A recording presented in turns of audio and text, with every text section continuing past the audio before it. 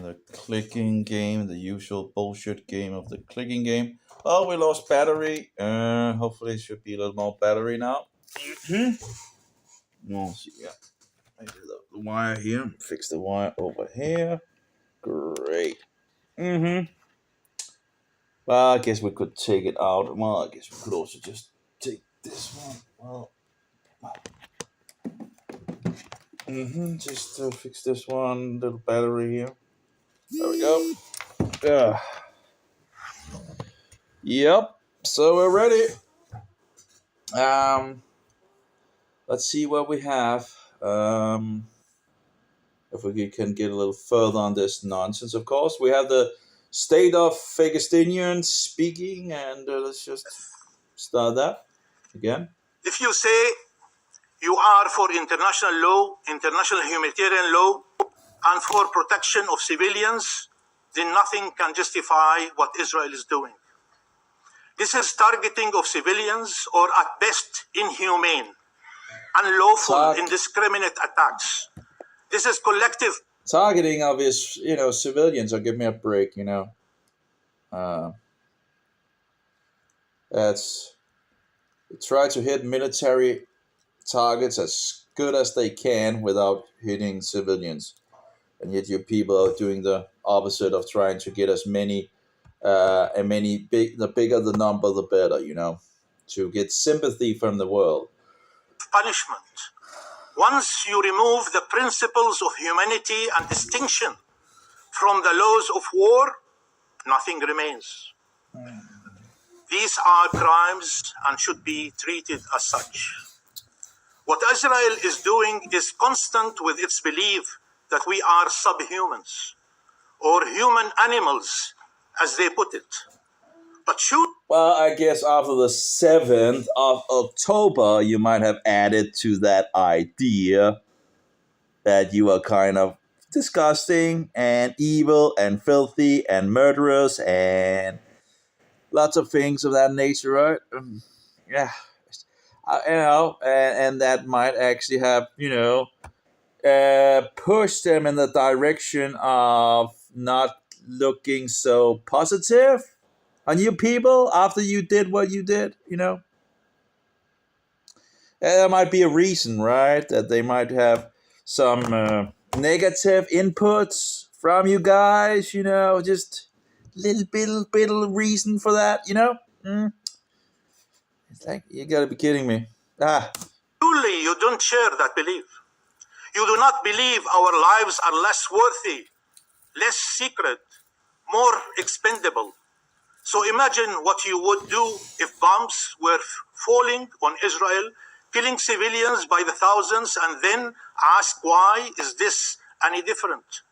Israel has killed thousands of Palestinians. I guess the difference is that, you kind of attacked them, kind of slaughtered, butchered over 1,000 people of them on the most holy day. Well, the last great day, pretty much. Well, I guess it wouldn't be considered the most holy day by the Jews, but it is the last great day. It's a high Sabbath, and it's the weekly Sabbath, and you decided to attack them at that very specific point of time. Like, if that doesn't show how depraved you people are, I don't know, it's just Palestinians over the years. And this is like a happy time of Yehovah where you celebrate and, you have abundance and all that. And what did you people want to do?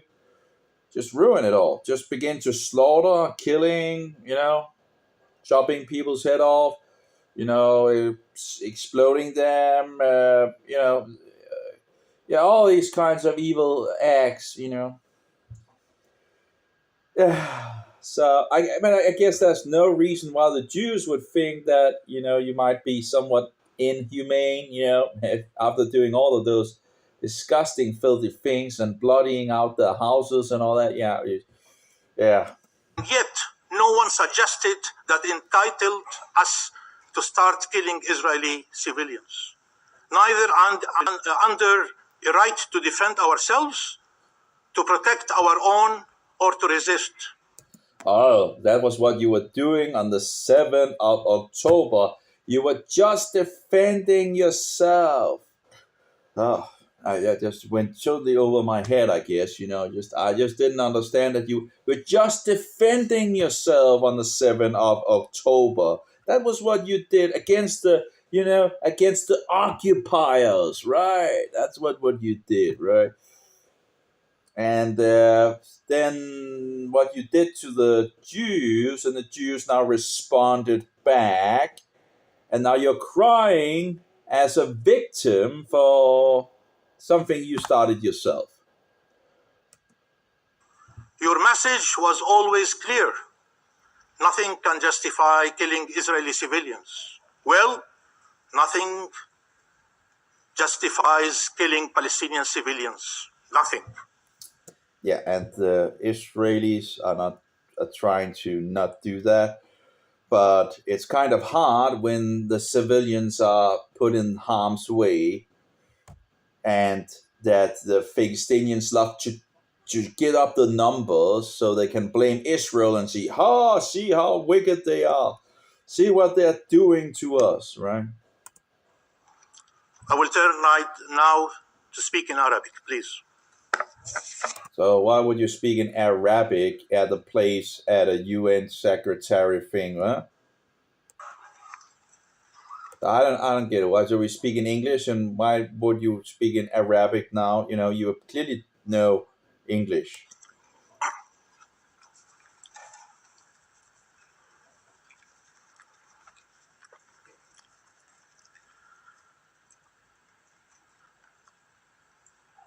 Sayyid Rais, Mr. President,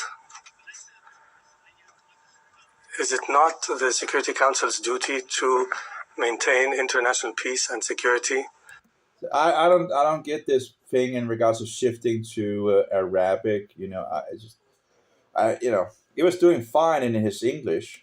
And preserving the principles and purposes of the UN Charter that have guaranteed to our peoples to save the generations from the scourge of war, and taking these joint and effective measures to prevent the causes that threaten peace, as per the principles of international law and justice?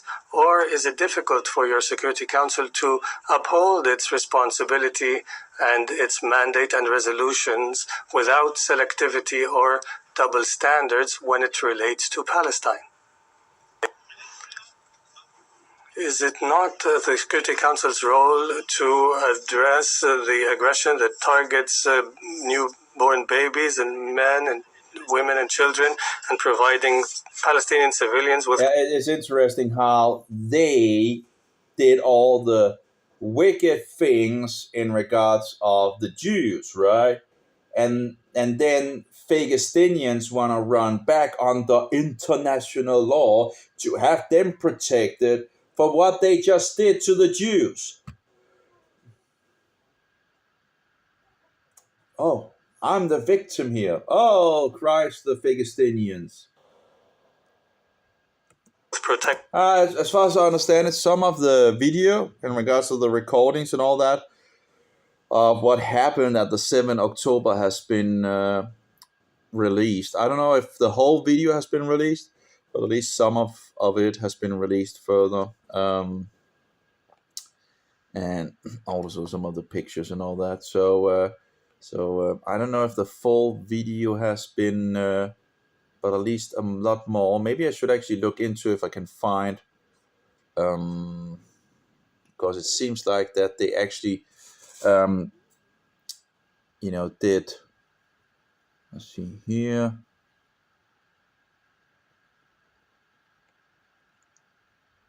Like breaking news. Nowadays, Indonesian Mohammedans, astrologers, and sorcerers are uniting the power of magic to cast black magic on Israel. You gotta be kidding me. Gotta be kidding me. Satanic Mohammedan.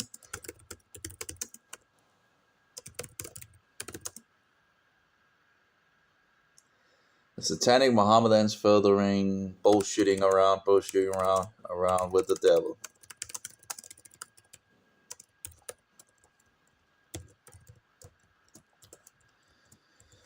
Okay, anyway, I had a video somewhere in regards of this where they released. I have so many tabs open, so it's hard to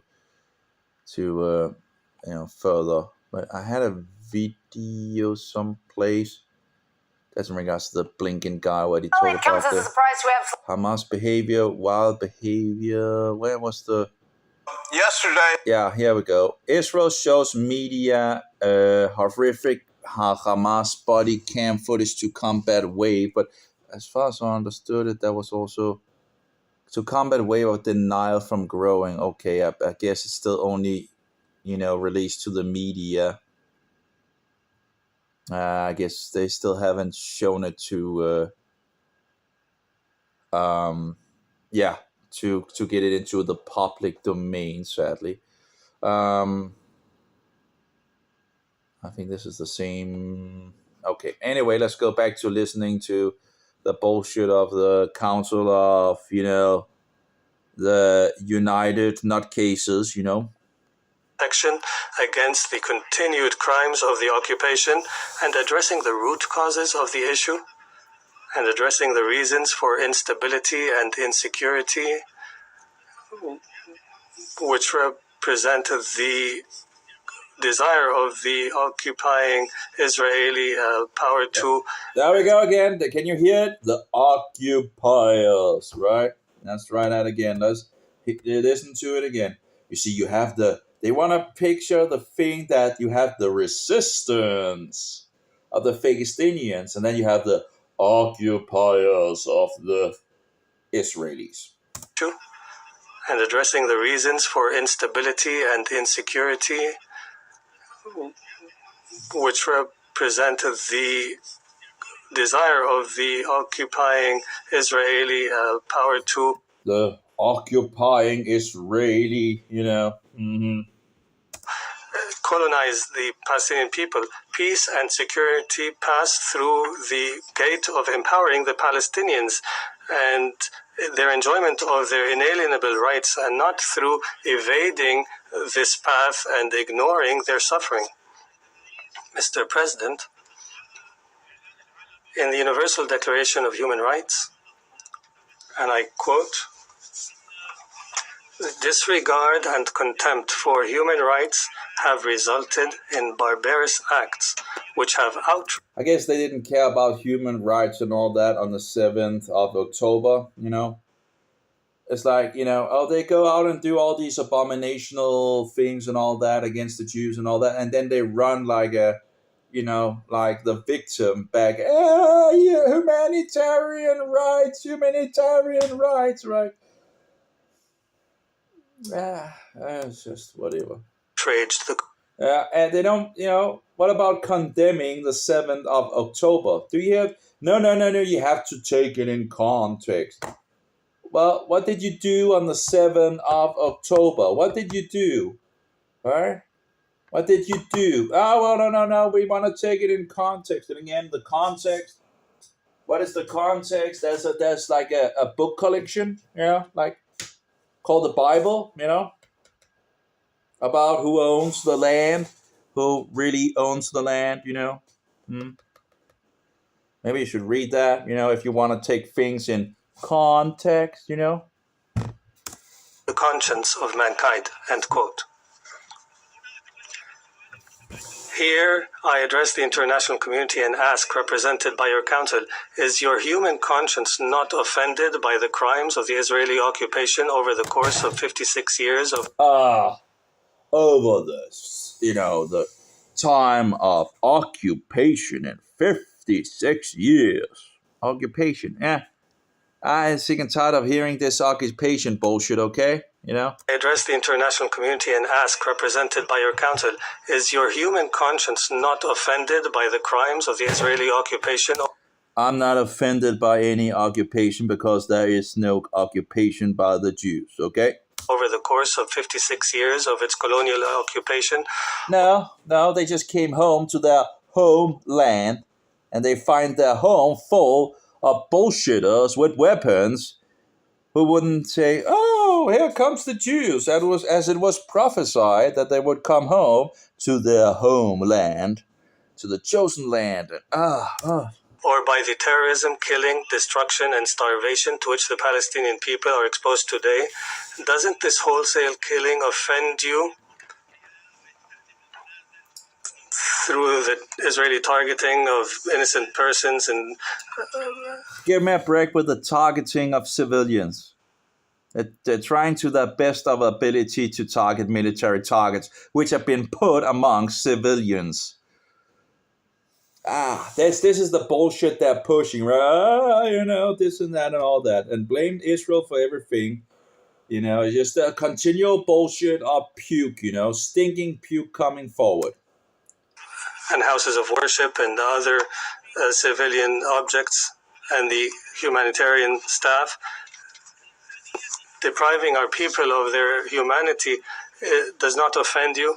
The statements by Israeli officials do not offend you that call for ethnic cleansing and genocide and that describe the Palestinian people and children as children of the... How many Philistinians are actually in I think it's 1 million Philistinians that actually is working with Israel and being part of Israel and all that, right? Isn't that around 1 million, so just anyway. Darkness and as human animals in order to allow for the killing. Does this not offend the conscience, the continued blockade for 16 years and the starvation of the people and the prevention of water, food, fuel, and other necessary supplies? Does this not offend the human conscience to target civilians in Gaza, as well as Jerusalem and in the West Bank? And I guess it's hard to, when you have, a state in regards of Gaza, the Palestinians, and they attack Israel, right? And then they still want them to give them all, all the things that the Israelis are giving them. Like how, well, we're going to attack you, but, we expect you to still give us what we want, right? Like, how does that work out in regards to, you attack Israel, and then they stop giving you the things that is coming from them, and then you just, you attack them as an enemy, and then you expect them to still provide for you guys, it just does that make any sense? If they don't want to give you things after you attack them and butchered them and slaughtered them and all that, and took hostages and did the most, horrendous, and I'm missing the words, the most horrendous, the most awful, the most diabolical things to them and to their people, and you expect them just to hand over whatever, these services they did to you, in regards of, you just expect them to give what they give you after you attack them, you gotta be kidding me. It's like desecration of holy sites and the magnitude of civilians that must fall so that your august council can call for ending this madness and impunity. Do not mistake the devastating war against the civilians in the Gaza Strip is an extension of the aggression by this occupation against our people. Occupation, there the word comes again, occupation, As long as they bullshit around about, an occupation and all that, how is there any solution, Who's the occupiers here? It's not the Jews. It's the bullshitters that is still keeping in the Israeli house. The Jews came home to their homeland, okay? Can't say that they are occupiers when they came home to their own homeland, What other rubbish to say that they are occupiers in their own land? What other bullshit, Yes. continue its colonization of our land. Peace and security cannot and will not. Of our land, right? That's, that both, the Jews are occupiers of our land, and the book just went down, of our land. No, it's not your land. Just get out of the land. You should go to Egypt, Saudi Arabia, Jordan, and the rest of the Mohammedan nations. You just get out of Israel, let Israel have Gaza and the West Bank, and leave the Jews alone. Stop making conflict with the Jews. Not be achieved by crushing the skulls of infants, or through wiping out Gaza, or turning it into a hell, or reducing its area, as has been announced repeatedly by everyone who carries out this killing and destruction. It will also not materialize by arming thousands of terrorist settlers and encouraging them to continue their terror attacks against our people in Jerusalem. In regards of arming people in Israel, there might be a reason why they're arming the people of whoever wants to have a gun and all that, because like there's a northern border, right, which kind of could actually have another front where you also have rockets being fired back and forward at the moment, and shells and all that, right? So that's a danger of actually opening up another front. So the reason why that Israeli civilians, or whatever you want to call them, are getting guns, or whatever you want to call them, the reason for that is that there might actually be further conflict coming around. So maybe he means those settlers in the West Bank in regards to that, but at least in the north, you have another front that might be coming, and actually you might actually have a front actually coming from the east as well, from Jordan. You never know, because Egypt and Jordan doesn't seem to be on the side of Israel. So I can't really see why there would be a problem actually in regards to that, in regards to why they would, in regards of using an argument. They have just butchered a multitude of Jewish people. So it's kind of, why do you think that some of the Jews might actually want, want something to protect themselves? Maybe so they can protect themselves from, Mohammedans that want to commit some jihad and chop the religion and all that, and do evil acts, and what they do, and there just might be a reason why they want something to protect themselves. Yeah. Jerusalem and the occupied West Bank. Mr. President, There we go. the Palestinians Occupied Western Bank. The West Bank is not occupied. The only people that are really occupying the West Bank are the, Palestinians. And Jordan should open up her arms, and Egypt should open up her arms, and the rest of the Mohammedan world should help in regards to this,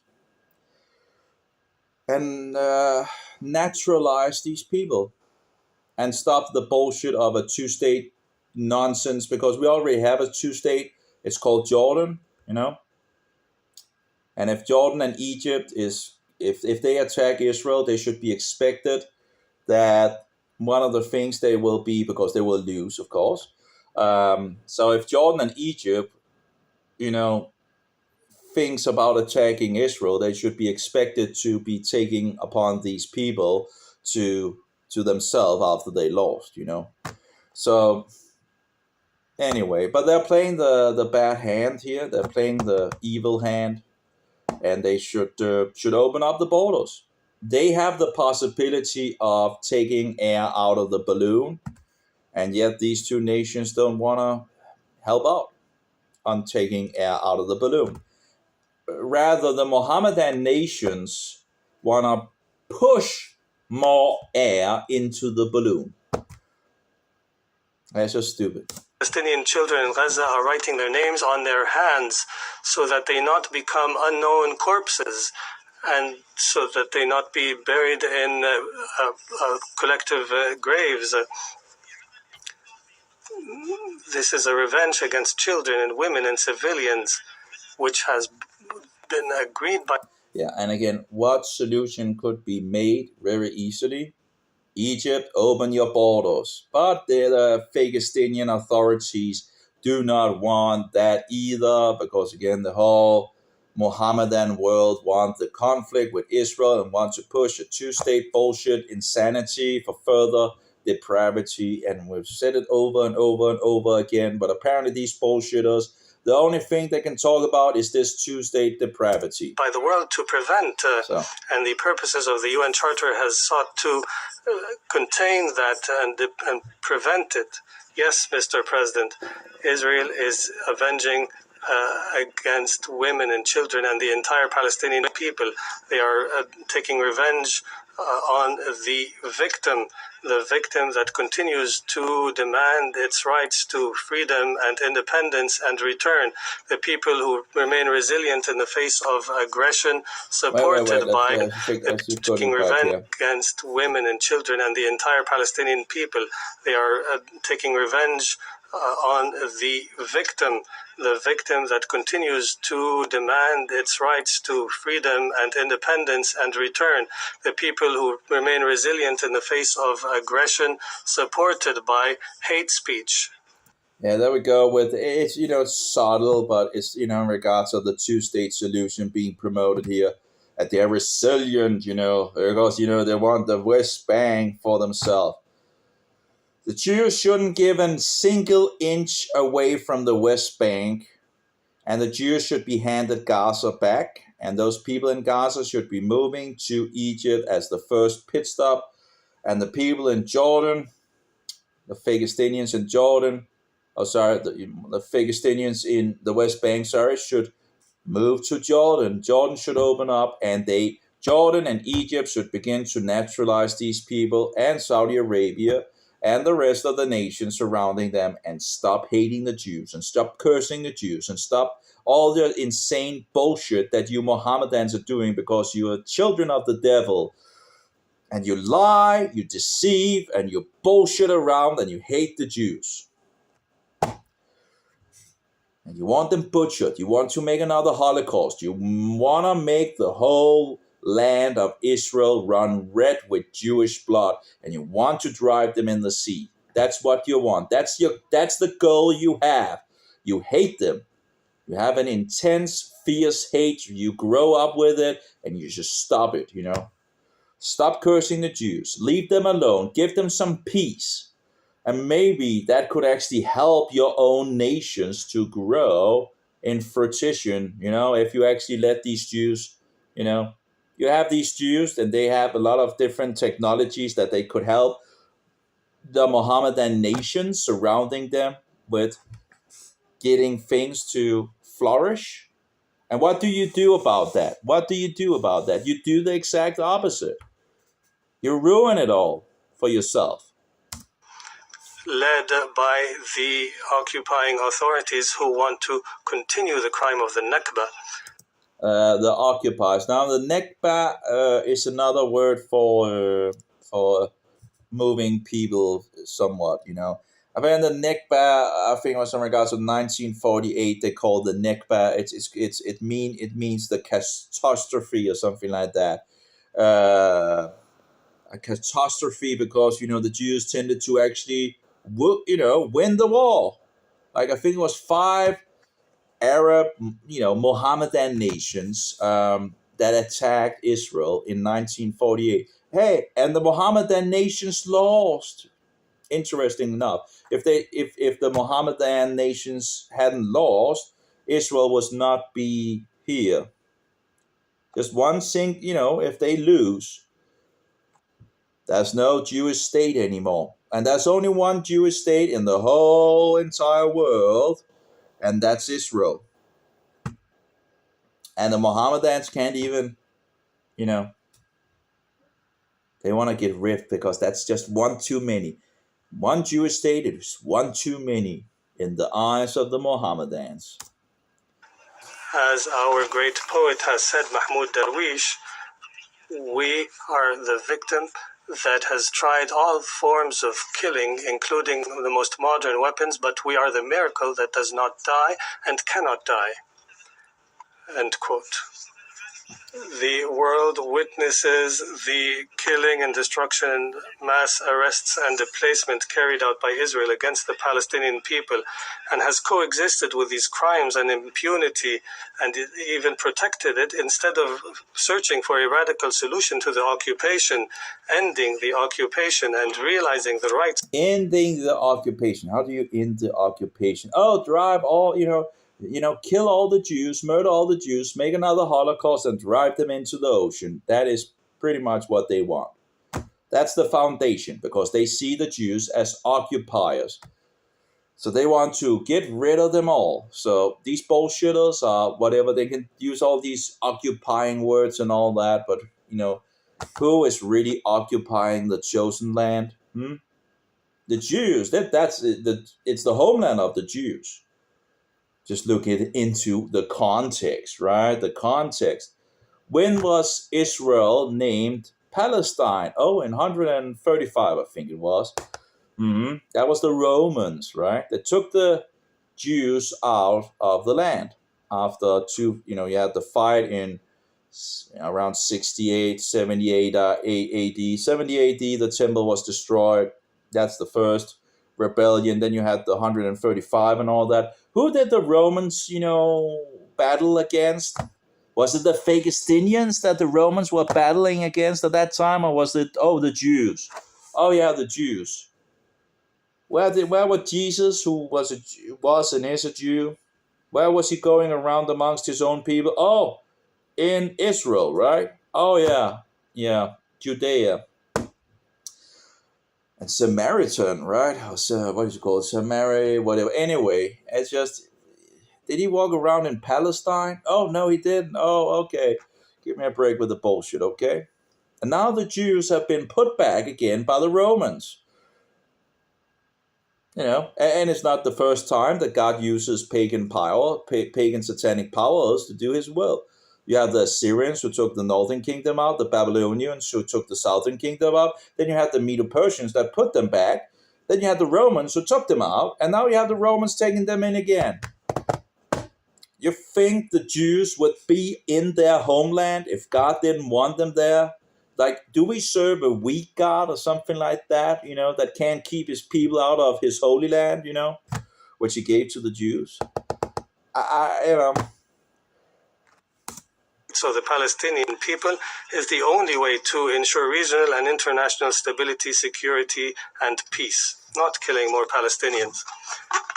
The serious escalation in the area is it's mainly caused by the absence of rights, and therefore the urgent solution required from the Council today is to call for immediate cessation of the Israeli aggression and ceasefire, and to work urgently to secure humanity. So you guys are going to stop firing rockets into Israel? Are you going to, are you going to stop firing rockets into Israel, or is it only Israel that needs to stop, their thing?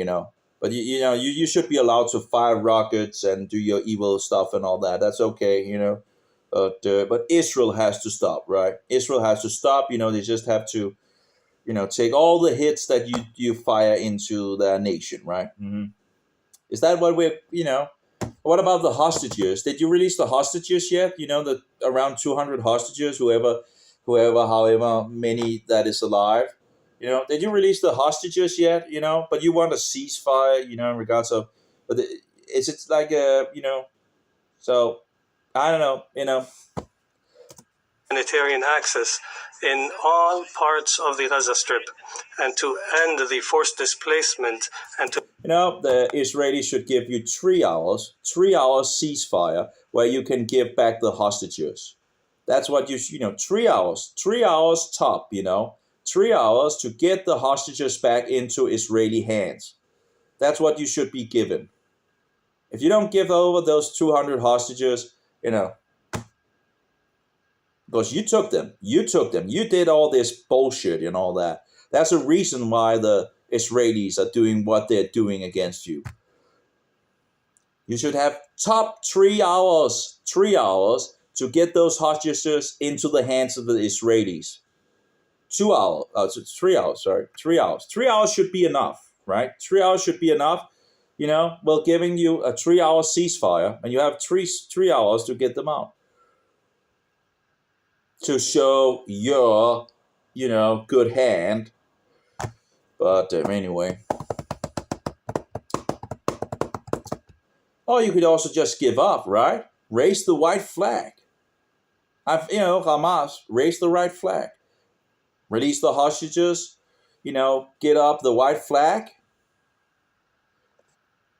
That would be, that would be a good direction, Say that you're sorry for murdering and butchering and slaughtering and burning and so forth in regards to the Jews, That would be like, why, what about, that would be a good thing where you could actually, we're sorry about what happened on the 7th of October. We really overdid, we really did these despicable things and all that, and we shouldn't have done that. And, we're going to release the 200 hostages, and we're going to raise the white flag. And we're done with the rockets things and this jihad nonsense and all that. Okay, but that's not going to happen, is it? No. To provide international protection for the Palestinian people and achieve justice through accountability. In addition to the necessary practical measures to address the root causes of the issue and end the Israeli occupation of Palestinian territory. There we go. Occupation of Palestinian territory. Yeah. Want to drive out the Jews. We want to drive out the Jews. From the river to the sea, right? Palestine will be, or something like that, whatever bullshit there. But, so, yeah. And the screaming of this mantra, that was like 2 years ago, something like that, when rockets was fired into Israel, I think it was around 2 years ago, 2 or 3 years ago. And we saw the Hitler salute, we saw the Nazi symbols, that we saw the screaming, the mantra of hyper or something like that. I can't even hyper or hyper. I can't remember. You know what it is, right? You know what it is. Butchering, a mantra to butcher the Jews. Mm-hmm. Oh yeah, and the balloons as well. That's right. I had the balloons and getting into the land to make fires in the land of Israel and all that. That was Mm-hmm. Jerusalem as the capital of a Palestinian state, as per your resolutions. Oh, there we go with the two-state, right? That's because there's no other possibilities, right? There's no other possibilities to make it worse for the Jews. As Israeli occupation of Palestinian territory, with Jerusalem as the capital of a Palestinian state, as per your resolutions and as per. Let's try that again in regards to the Mohammedans, right? Because they can try to, try it away in regards, but this is a conflict between Mohammedans and the Jews, right? But anyway, how many times is Jerusalem mentioned in the Bible? Now, I think it was around 634 times or something like that. Okay, I can't remember the overall numbering, and of course, Zion is synonymous as well with Jerusalem. Now, I'll ask you, how many times in the Quran, in your bullshit so-called holy book, is Jerusalem mentioned? How many times? How many times in your disgusting, filthy, blasphemous book of the Quran is Jerusalem mentioned? Yeah, I rest my case, Give me a break with the bullshit of Jerusalem being your capital city, The Israeli occupation of Palestinian territory and the bullshit of occupation and all that, Jerusalem as the capital of a Palestinian state. Jerusalem as the capital city of the Palestinian state. Mm-hmm. Yeah. Yeah. Well, let's look into how many times the Jerusalem is mentioned in the Quran. Yeah. And then find it in the Bible as well and compare it and see, which one really, in regards to the context of things and all that. Who does this land actually belong to? Who is a liar and who is truthful in regards to this? Who is a? And by the way, let me help you in regards of Mohammedanism is a religion of the devil. So that's pretty much. And Muhammad was a false prophet. Let's see what Mohammedans reject, right? And I know it's very offending for people who love darkness and love lies and deceptions. But Mohammedans do not believe that Jesus is the Son of God. They don't believe he was the God in flesh. They don't believe he was executed on a tree and thereby did not die for the sins of the world. They don't believe he was raised from the grave 3 days later. I think we have a stinking false prophet. And by the way, he had sex with a 9-year young girl, Aisha, when he himself was 54 years old. So anyway, and you can do whatever with the last, thing and all that. But anyway, doesn't really matter because we already know that he's a fake prophet. He's a false prophet. He's a stinking wolf. But 1.8 billion people are following after that bullshitter. As per your resolutions and as per the peace process and international law, and also empowering the Palestinians to enjoy their inalienable rights, including the return of refugees and self-determination, as per Resolution 194. War and peace start from Palestine. Our area has suffered enough wars. Gaza today is the world capital. All eyes are fixed on Gaza.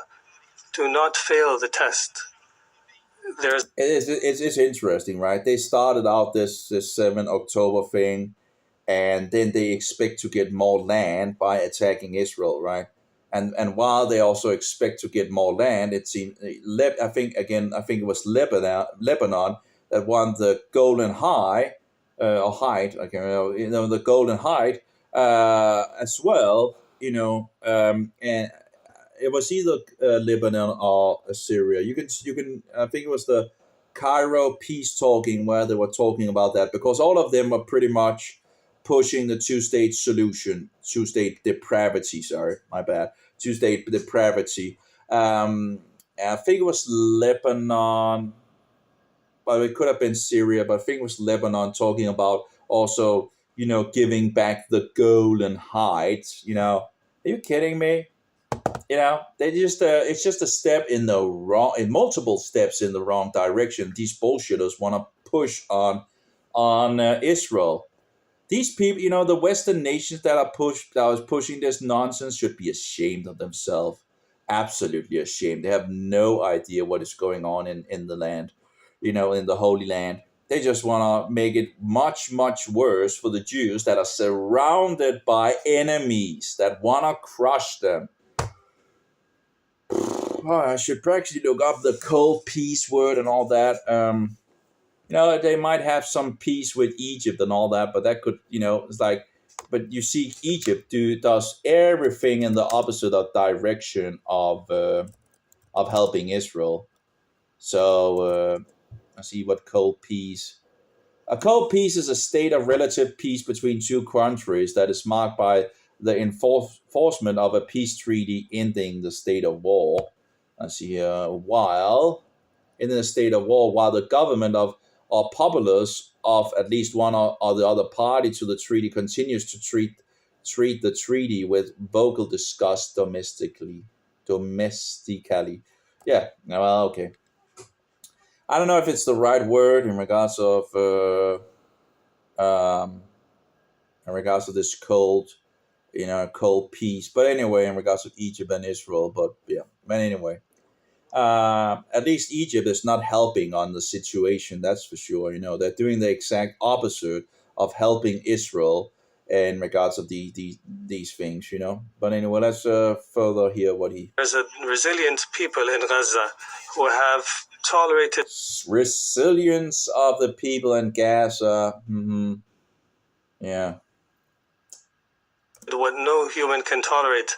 Enough torture, enough killing, enough injustice. Long live Gaza, and long live Palestine, and long live freedom, so that peace can live for long. Thank you. No. We call it free Palestine, right? You know, let them go, let them move out of Israel. You know, I can agree with free Palestine. Move them out. Move the Philistinians out. Free Philistinians. Okay, let them move out of Israel, and you know, and stop with the bullshit. You know, and you know, give me a break. You know, just try this again. Enough torture, enough killing, enough injustice. Long live Gaza, and long live Palestine, and long live freedom, so that peace can live for long.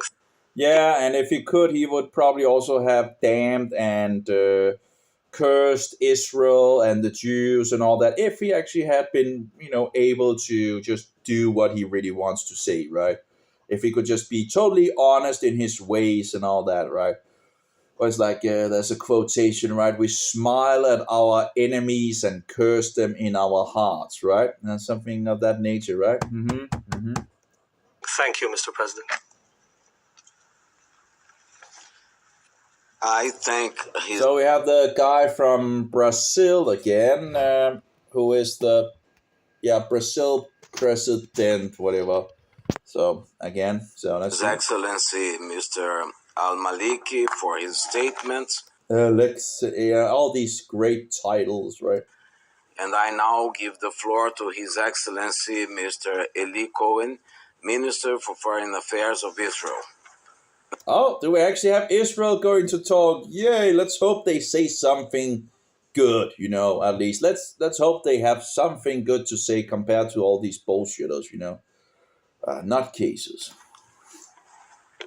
Oh, there we go with Israel. We have so this is the Israel. What was it? State. This is an important thing. I just listen to who it was. Mr. Al-Maliki for his statements. And I now give the floor to His Excellency Mr. Eli Cohen, Minister for Foreign Affairs of Israel. Okay, Minister of Foreign Affairs for Israel. Yeah. Oh, let's hope. I don't know if he. Hopefully he will. He will tell them how bullshit this nonsense is and all that. But we'll see. That'll be interesting. Mr. President, Minister of Foreign Affairs, members of the Security Council, as we meet here today, young babies, children are held in Gaza. This is beyond imagination, a living nightmare. Ofri, 10 years old, Avigal. So he fixed a picture of kidnapped in Gaza of young children. 1, 2, 3, 4, 5, 6, 7, 5, 20, 40. That's 38. No, that's okay. That's 3 on that. So it's 39. 39 persons, I think, is shown. At least there's 3 on one of the pictures. I guess all 3 should. Yeah. Anyway, that's what they're showing. Abigail, 3 years old. Maya, 17 years old. Raz, 4 years old. Aviv, 2 years old. Ariel, 4 years old. Kfir, little Kfir, only 9 months. Yuval, 8 years old. Ofir, 17 years old. There are just a few of the many children and babies that have not seen evil. They have not caused evil, but they are victims of evil. These kids witness horror which cannot be described. My word. Mr. Secretary General, in what world do you live? Definitely, this is not our world. Do I want to remember the creation of hell, the shouts of the raiders in joining the hunt, cries of the wounded begging for life, faces of mothers craved with pain, hiding children, dripping with fear? No, I don't want to remember. But how can I forget? Do I want to remember this world upside down? Families vanish in the midst of the day. The mass grave steaming with vapor of blood. Mothers screaming for children in vain. No, I have to remember and never let you forget. This heart-burning poem was written by Alexander Kimmel, a Holocaust survivor in 1942. 5 years later, the United Nations General Assembly voted in favor of the creation of the Jewish state, the birth of the State of Israel. 75 years ago was a clear statement. Never again. Never again. Saturday, October 7, will go down in history as nothing less than a brutal massacre. Saturday, October 7, is a wake-up call for the entire free world. A wake-up call against extremism and terror. On that day, over 1,500 terrorists of Chamas and Islamic Jihad infiltrated Israel from the south with a viciousness exceeded even ISIS, killing over 1,400 babies, children, women, and men, and wounded over 4,000.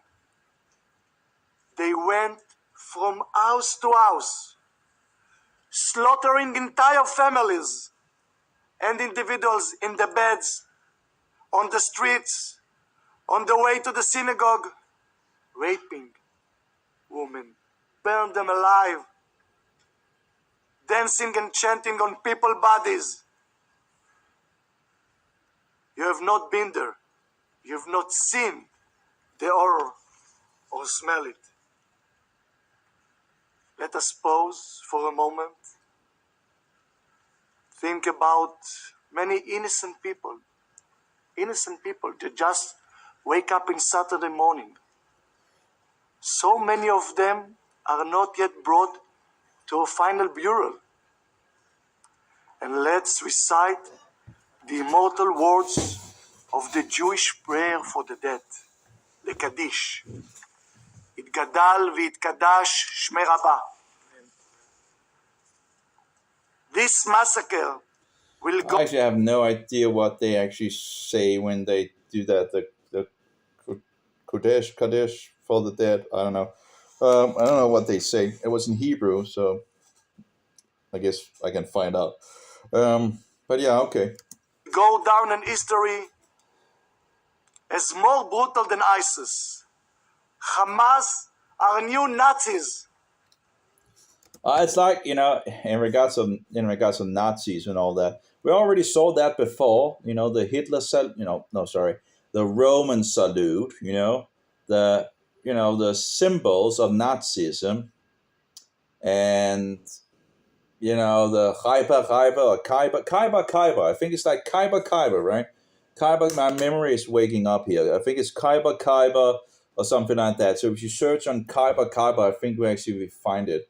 Let's try to search on Kaiba. Wait. Kaiba. Yeah, I see here. You could find a lot of the videos like 2 or 3 years ago where they were yelling this Kaiba or whatnot. I can't even remember the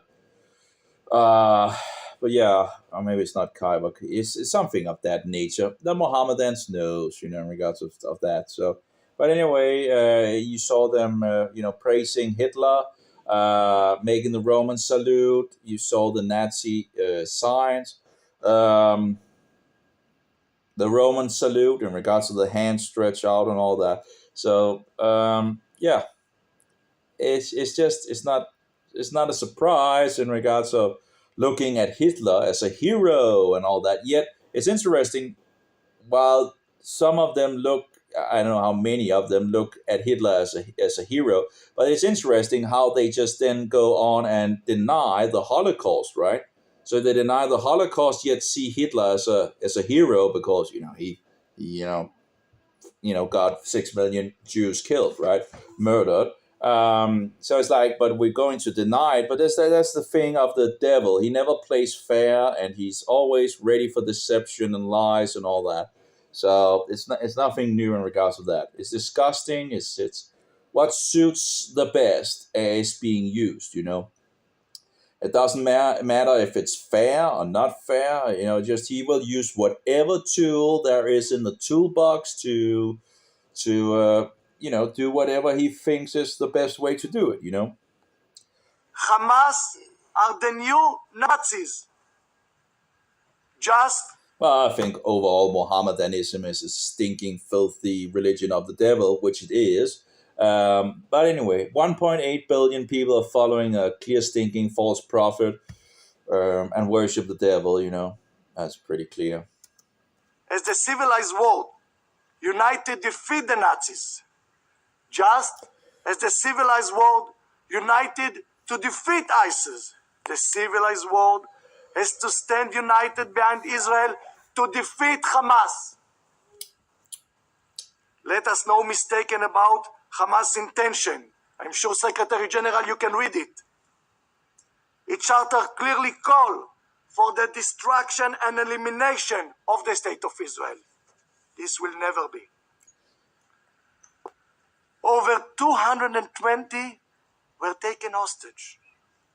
Among the hostages, children who have seen their parents murdered.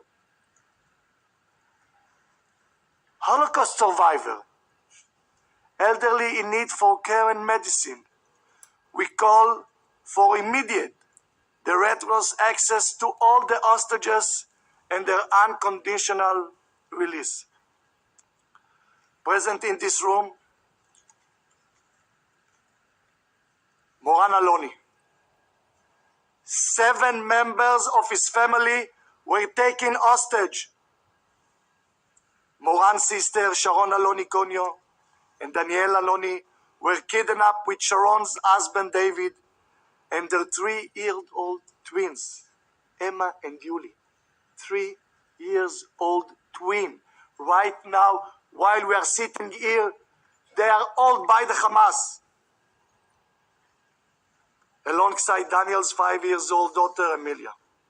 Early morning, early Saturday, on the 7th of October, Sharon wrote on her family group chat that there are Hamas terrorists in their home and they are hiding in the safe room. A few minutes later, she wrote that the terrorists set the house on fire, since if they are not able to enter into the room and to slaughter them, they burn the houses in order they will get out. And they written that they are choking in the safe room. A few minutes later, Moran received a private message from his sister. We are dying. Help us. The family received information that Sharon, Danielle, Emma, Yuli, Emilia, David, and Ariel, David's brother, are held in captive by Hamas terrorists in Gaza. Here with us is another family, Hirsch Goldberg-Polin, a young man, age 23, one of the beautiful and innocent participants in the music festival. Hirsch is seriously injured. On his phone, the last 2 text messages he managed to send to his parents before he was kidnapped to Gaza. I love you. I'm sorry. That's what he wrote to his parents. There are other family here with us today, the family of Itai Chen, Kit and Aviva Segal, Liad Benin, Idan Alexander, Omer Ventura, and there is so many more. Qatar, which finance and harbor of Hamas leaders, could influence and enable the immediate and unconditional release of all hostages held by the terrorists. You, members of the international community, should demand Qatar to do just that. The meeting should conclude with a clear message: bring them home. Bring them home.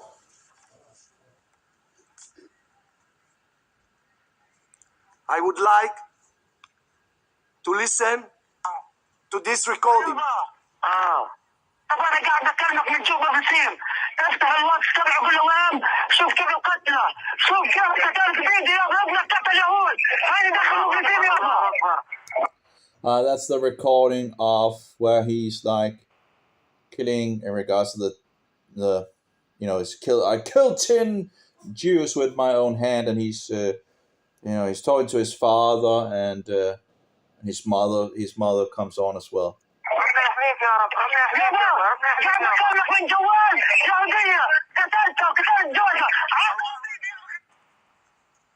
This is a terrorist of Hamas.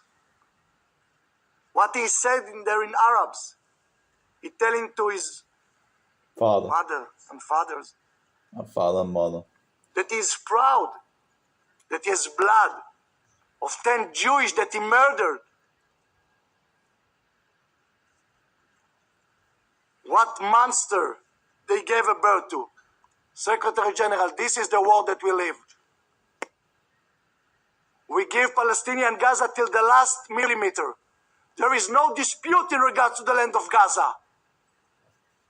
But they take the money they receive from the world, and instead... Oh, there we go. I see. Let's go a little back. Apparently one of them in the background is responding to something while he's saying it. I was like, Monster they gave a birth to. Secretary General, this is the world that we live. We give Palestinian Gaza till the last millimeter. There is no dispute in regards to the land of Gaza. But they take the money they receive from the world. okay, there seems to be some faces going on while he's saying it behind, Palestinian Gaza till the last millimeter. There is no dispute in regards to the land of Gaza. But they take the money they receive from the world. Okay, that's it. Okay. I'll just show that. That's interesting. I don't know what he's responding to, but I see this behind this, the guy. And look at what he's, he's doing something. It's really hard to see in the camera, but anyway. But they take the money they receive from the world, and instead... So there seems to be something going on in regards to that, why he makes this face, but I'm not sure who's he's looking at and whatnot. We give Palestinian Gaza till the last millimeter. There is no dispute in regards to the land of Gaza. But they take the money they receive from the world, and instead... Okay, I guess the guy from the stand, he looks very, very like, wow, he looks angry. Like, look at that face, he's angry. It's like, so I don't know what they, but he's not looking very happy. And we have the two other in the background. But yeah, this guy, he doesn't look happy. So maybe the face thing was sent to the guy on the other. Of building hospital, office building. I'm not sure. He's just sitting there. He's really, really, he's seemingly like simmering in he just seems to be utterly angry. He just seems to be utterly simmering, boiling, inside, while Israel is, speaking about these things. But they take the money they receive from the world. And again, you see the face of one of the guys from the Israeli, and I don't know where he's sending this, this face thing to. Who is he actually looking at and all that? And instead of building hospital, office building, commercial center, they took the money to dig tunnels, to build rocket factory, not for the favor of the people. This is one example. And you can show all the movie that they film, and they proud of this. Yeah. So again, this is actually pretty, pretty valid information, pretty important information in regards to the Gaza Strip. What he said there in Arabs. And there we go. He telling Well, to just his take that again. mother and fathers In regards to the Gaza Strip, it's pretty important that he's to proud understand this. that he has blood of 10 Jewish that he murdered. He's coming to it, of course. So, and now? What monster they gave a birth to. Okay. Secretary General, this is the world that we live. We give Palestinian Gaza till the last. There we go. So this is where they gave the Gaza Strip to the Palestinians, and this is what they got from it. World that we live. Yeah, okay. We give Palestinian Gaza till the last millimeter. There is no dispute in regards to the land of Gaza. But they take the money they receive from the world, and instead of building hospital, office building, commercial center, they took the money to dig tunnels, to build rocket factory. Yeah, and concrete for the tunnels as well. Not for the favor of the people. And missiles and, things of destruction. This is one example. And the world of the people want to give them, give the West Bank to have another incursion of issues for the Jews. You think the Jews want to accept this? I would just, hand them all the rest of the nations, deserve this long finger, when they talk about a so-called, two-state solution, this is what they should get from Israel. So it's nice to see that at least there's some sanity speaking up from Israel, And you see, but it's just sad to see that the rest of the world is just oblivious, And you can show all the movie that they film, and they proud of this.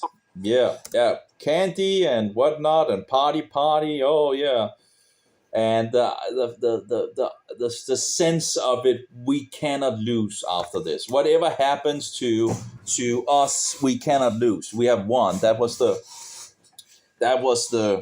sense of it all. They made a huge hit against Israel, and it's like that can't be. We won. But that seems to have lessened pretty much off, The low lives were not speaking on behalf of Islam, human values, or fight for freedom.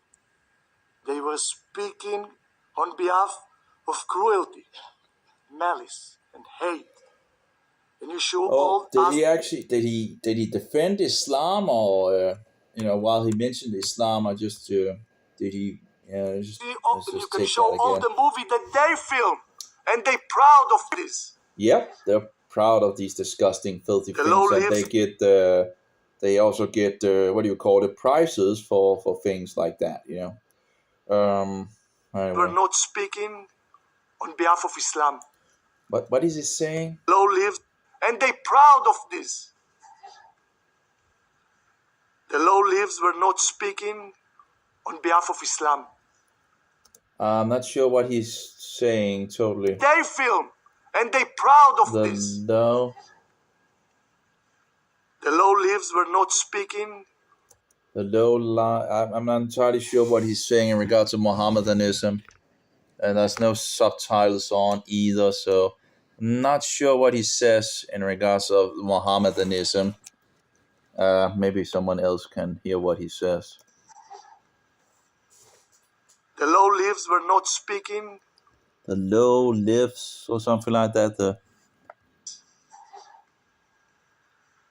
low leaves were not speaking I can't hear what on behalf of Islam, I can't. Yeah.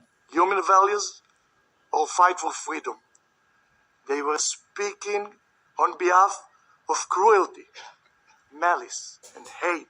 Is he saying that they were not speaking on behalf of Mohammedanism, but that they were speaking in regards of hate and all that? Because I think that's protecting Mohammedanism, because the root cause of all this is Satanism, and Mohammedanism is Satanism. So I wouldn't defend Mohammedanism at all. You know, if I had children, I wouldn't have a Mohammedan. What do you call it? With my child, you know. Why would I hand over my child to a Satanist? You know, that doesn't make any sense, you know. Like, would I trust a Mohammedan with my own child? No. Why would I trust a Mohammedan with my child? It's, you know, the person is a Mohammedan. Like, it's a religion. We're not talking about race here. We're talking about religion. Why would I hand my child over to a Satanist? You know, that doesn't make any sense. So anyway, nothing to do with race and all that, although, you know, I guess most Mohammedans are Arabs and all that, but I don't know, I haven't really further, you know, Saudi Arabia in regards of and so forward. But of course, the Persians, as far as I understand it, the Persians are Persians, you know. The Iranians are not Arabs for the most part. So again, you can't just say Arabs, because that's not. But what they do have in common is the Mohammedan religion.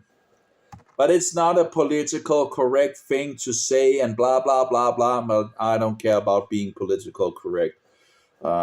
So And you should all ask yourself, ladies and gentlemen, who do we face?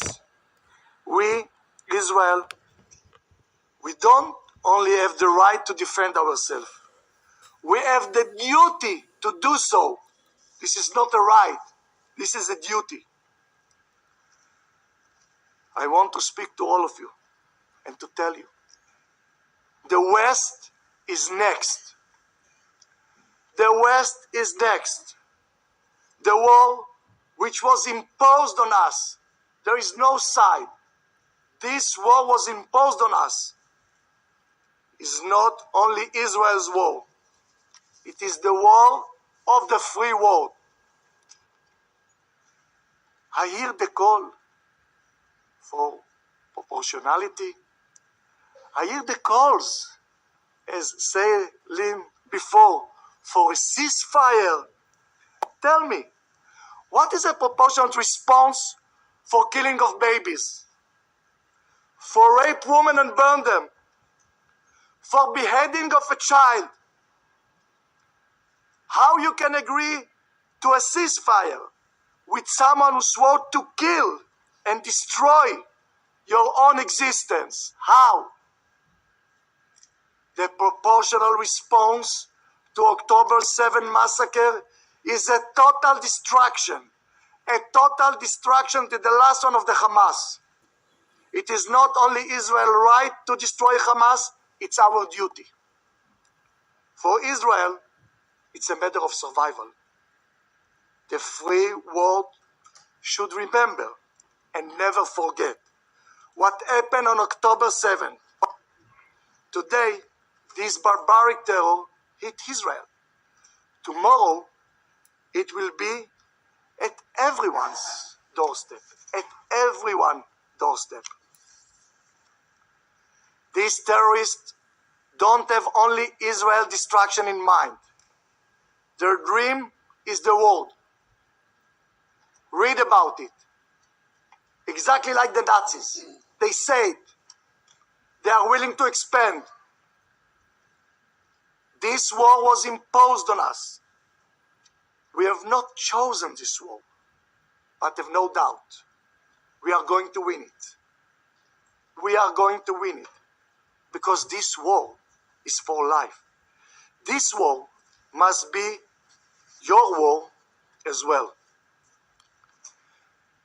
As Iran's proxy, Hamas, has three objectives to its barbarous attack: the murder of Jews, the kidnapping of hostages, and derailing the expansion of peace, stability, and normalization in our region. United will and purpose like never before.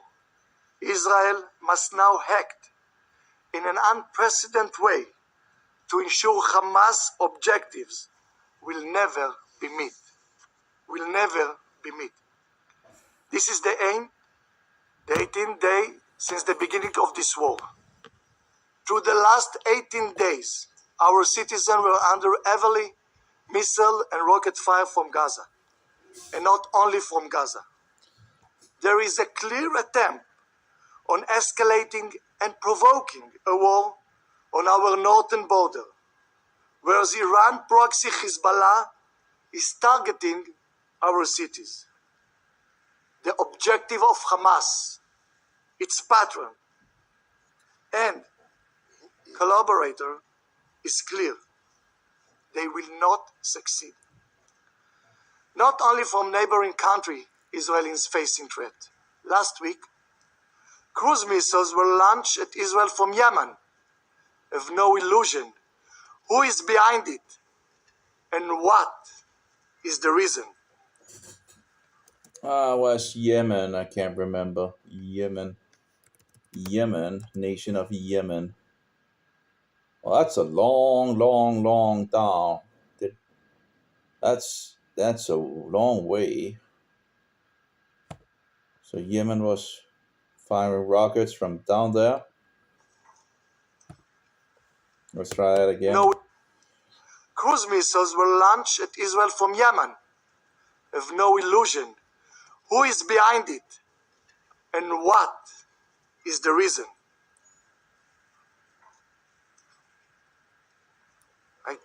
I'm telling to our Arab country and neighbor, we share the same threat of Iran and the terror organization.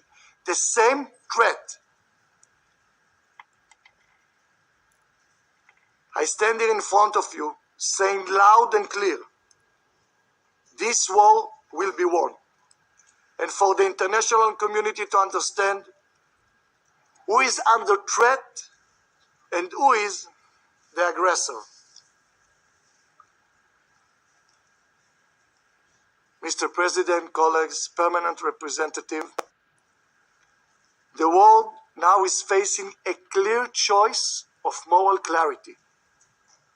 One can be either part of the civilized world or surrounded to the forces of evil and barbarism. Hamas savages and their friends. There is no middle ground, no room for moral ambiguity, no room for this. I want to thank all the government who's already designated Hamas as a terror organization, and I call others to do it immediately. I want to thank the United States, President Biden and Secretary Blinken for showing such a moral clarity, for standing with Israel in word and deed. Yeah, and yet the US, the Blinken guy, ended up speaking about a two-state solution. Wow, what a stab in the back for Israel. Let's go a little back here and see what he says again, right? Terror organization. And I call others to do it immediately. I want to thank the United States, President Biden and Secretary Blinken. Oh, you're going to, I think you're going to go back on those words, after listening to the U.S. president, the U.S. secretary bullshitter, who pushing the two-state solution as well. Can you imagine sitting there as an Israeli and he just thanked the U.S. guy secretary, and and the U.S. secretary guy just stabs the Jews in the back with his speech. That's but let's just take that again. Who's already I wonder if the Jews were actually allowed to respond, or the Israelis was actually allowed to respond after the U.S. guy is actually on, because that must have been you know yeah, like being stabbed in the back, by the U.S. And I think England as well was promoting this two-state bullshit. I can't, it's hard to remember, but that would be the two, that you would think actually supported Israel and yet are pushing garbage. designated Hamas as a terror organization, and I call others to do it immediately. I want to thank the United States, President Biden, and Secretary Blinken. Yeah, I think you will be sorry for that. For that.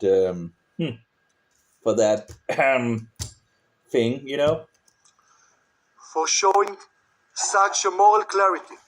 Oh yeah, moral clarity of pushing a two-state solution. Just wait for it. How they will just stab you in the back. Israel in war. I wonder what this U.S. guy, while he's, we have the camera of this United States guy and all that. I wonder what he's thinking at this moment while having the Israelites thanking him thanking the the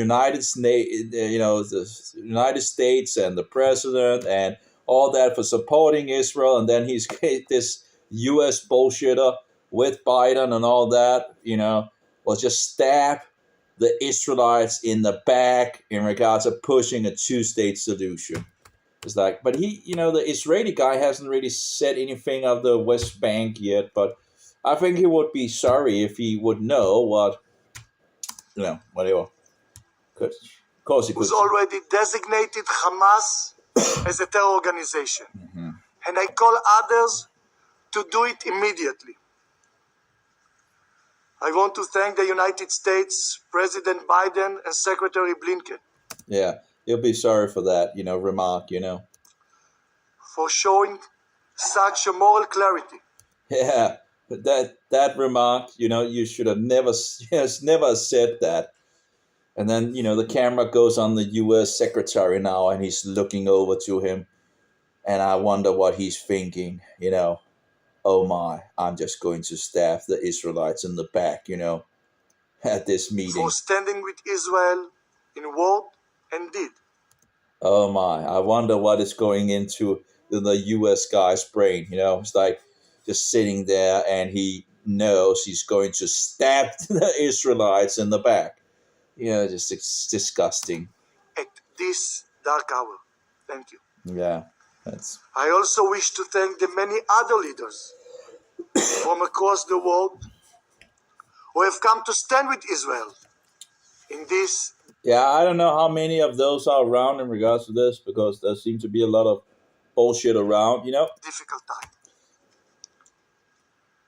I would like to remind you, the Charter here of the United Nations, which you all signed, begin with this word. We, the people of the United Nations, determined to save succeeding generation from the scourge of war, which twice in our lifetime has brought untold sorrow to mankind. Today, after the most vicious and brutal terror attack in the modern history, if all nations do not stand decisively and clearly by the innocent orphans left alone in the world, by the kids that were slaughtered while dancing at sunrise, by the Holocaust survivors, murdered or kidnapped, stand by Israel on our mission to eliminate the monsters from the face of the earth. If all nations do not stand by the basic value the basic value of humanity described in the UN Charter. This will be the darkest hour of United Nations under you, Mr. Secretary. At this place, will have no moral justification to exist. At this difficult time for the people of Israel, we say loudly, we are strong. We will rebuild. We are determined and resolved to achieve our dream, to be a free nation in our land, the land of Zion and Jerusalem. Thank you. But he didn't really go into the West Bank, in regards to telling these people we're not going to give an inch of the West Bank. So he didn't really talk about that. Again, in regards of his remark on the U.S., the support of the U.S., I think he would be very sorry for that remark after the U.S. the U.S. bullshitter, talked, I wonder who's going next. I thank His Excellency Mr. Cohen for. But I wonder if if they're going to. I guess they probably won't get another remark. I'm not sure. There's like 2 hours left of this thing. I guess they will now go through the rest of the people or not, But yeah, I think they would be pretty sad about the remark after listening to the U.S. guy. I don't see England on this. So in regards of the two-state solution bullshit, so-called solution, in regards to England, you need to go to the the Egyptian Cairo so-called peace meeting. So I think that was where it came from in regard, and it's just incredible how these nations is pushing this. It's very surprising. I guess they're all Freemasons, they're just pushing garbage, For his statement. Yeah. I shall now make a statement in my capacity as the Minister for Foreign Affairs of Brazil. I thank the Secretary General Antonio Guterres, the Special Coordinator for Middle East Peace Process, Mr. Thor Vennesland, and Deputy Special Coordinator Resident and Humanitarian Coordinator for the Occupied Palestinian Territories, Mrs. Lim Hastings, for their briefings. We are witnessing unprecedented levels of violence in the region.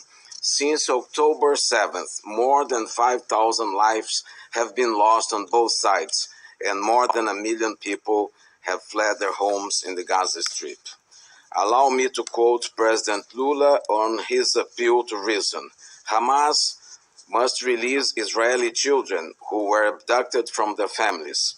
Israel must cease bombing so that Palestinian children and their mothers can leave the Gaza Strip across the border with Egypt. Oh, what? Wait. Whoa. Was that actually some positive thing? Wow, did someone actually mention Egypt here? Wow, that was 5,000 finally something that might actually have been lost on both sides, and more than 1 million people have fled their homes in the Gaza Strip. Mm-hmm. Allow me to quote President Lula on his appeal to reason. Hamas Lula, who's President Lula? Must release Israeli children who were abducted from their families. Israel must cease bombing so that Palestinian children and their mothers can leave the Gaza Strip across the border with Egypt. There needs to be a minimum of humanity in the insanity of war. End of quote. What President Lula is underscoring is that we are dealing with both. He's, talking about open the borders, Egypt. I have no idea who this President Lula is, but that's the first time in a long time since I actually heard some somewhat sanity in regards of, letting the people flee into Egypt. let's see, President Lula.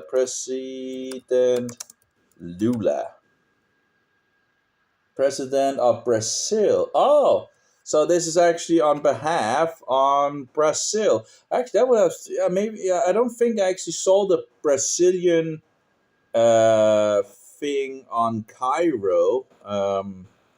Maybe Brazil actually said something. What do you call it? Some actually broke the the insanity of the peace meeting in Cairo and actually said something good. I will need to look into that. Let's try that again. Brazil. Peace process, Mr. Thor Vennesland, and Deputy Special Coordinator Resident and Humanitarian Coordinator for the Occupied Palestinian Territories, Mrs.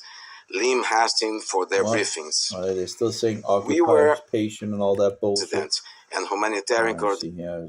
Go a little back in regards to the occupation. Coordinator for Middle East Peace Process, Mr. Thor Vennesland, and Deputy Special Coordinator Resident and Humanitarian Coordinator for the Occupied Palestinian Territories, Mrs.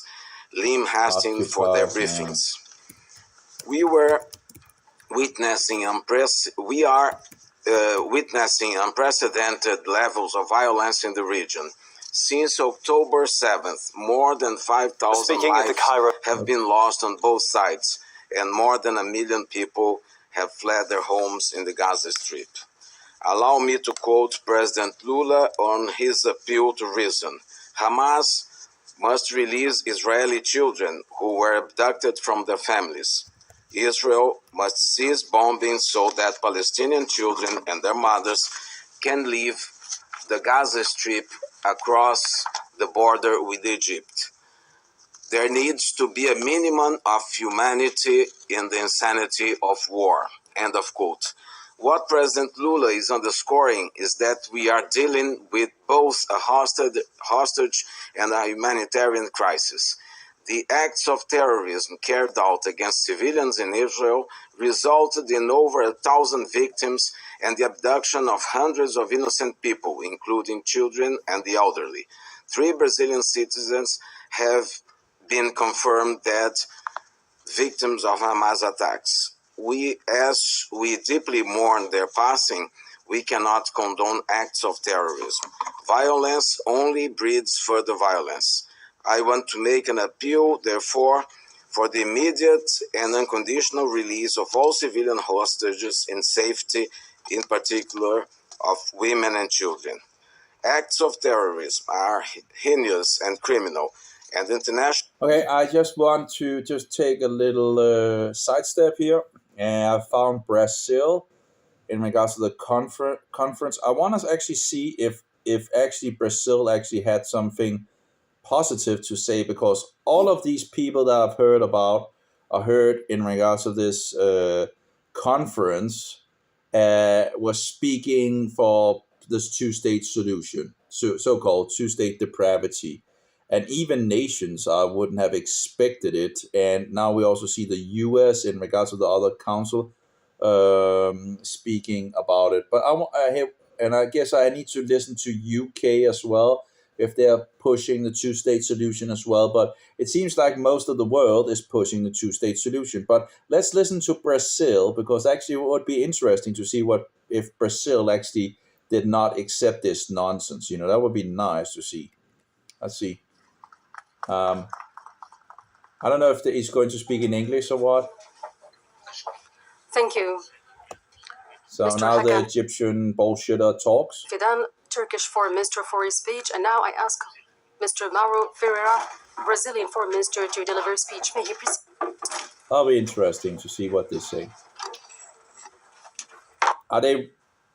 Do we have someone that is not going to push the two-state bullshit and actually talks about getting people into Egypt, from Gaza? President There we go. Abdul Fattah al-Sisi, President of the Arab Republic of Egypt, Majesties, Highnesses, Heads of State. He's speaking English at least. It's not so loud. I'll try to boost the sound here. It'll be interesting to see. States, government, ministers, and heads of delegations. The world is following with anxiety and hope the Cairo Peace Conference today. I therefore congratulate the Egyptian government for its efforts in organizing the summit expeditiously. The mission president, Lula da Silva, conferred to me. Oh, that was Lula. Wasn't that the president again, right? So we are in the right direction here, I guess. While instructing me to attend this meeting on his behalf, was unambiguous. To add Brazil's voice to all those who are urging calm, restraint, and peace in the region. Brazil has been following with concern the escalation of violence and deterioration of the security situation in the region recently and over the past months. We regret to witness such conditions in the year of the 30th anniversary of the Oslo Accords. Had we seen progress ever since, we would be celebrating peace and friendship. Yet the situation before us today is very dire.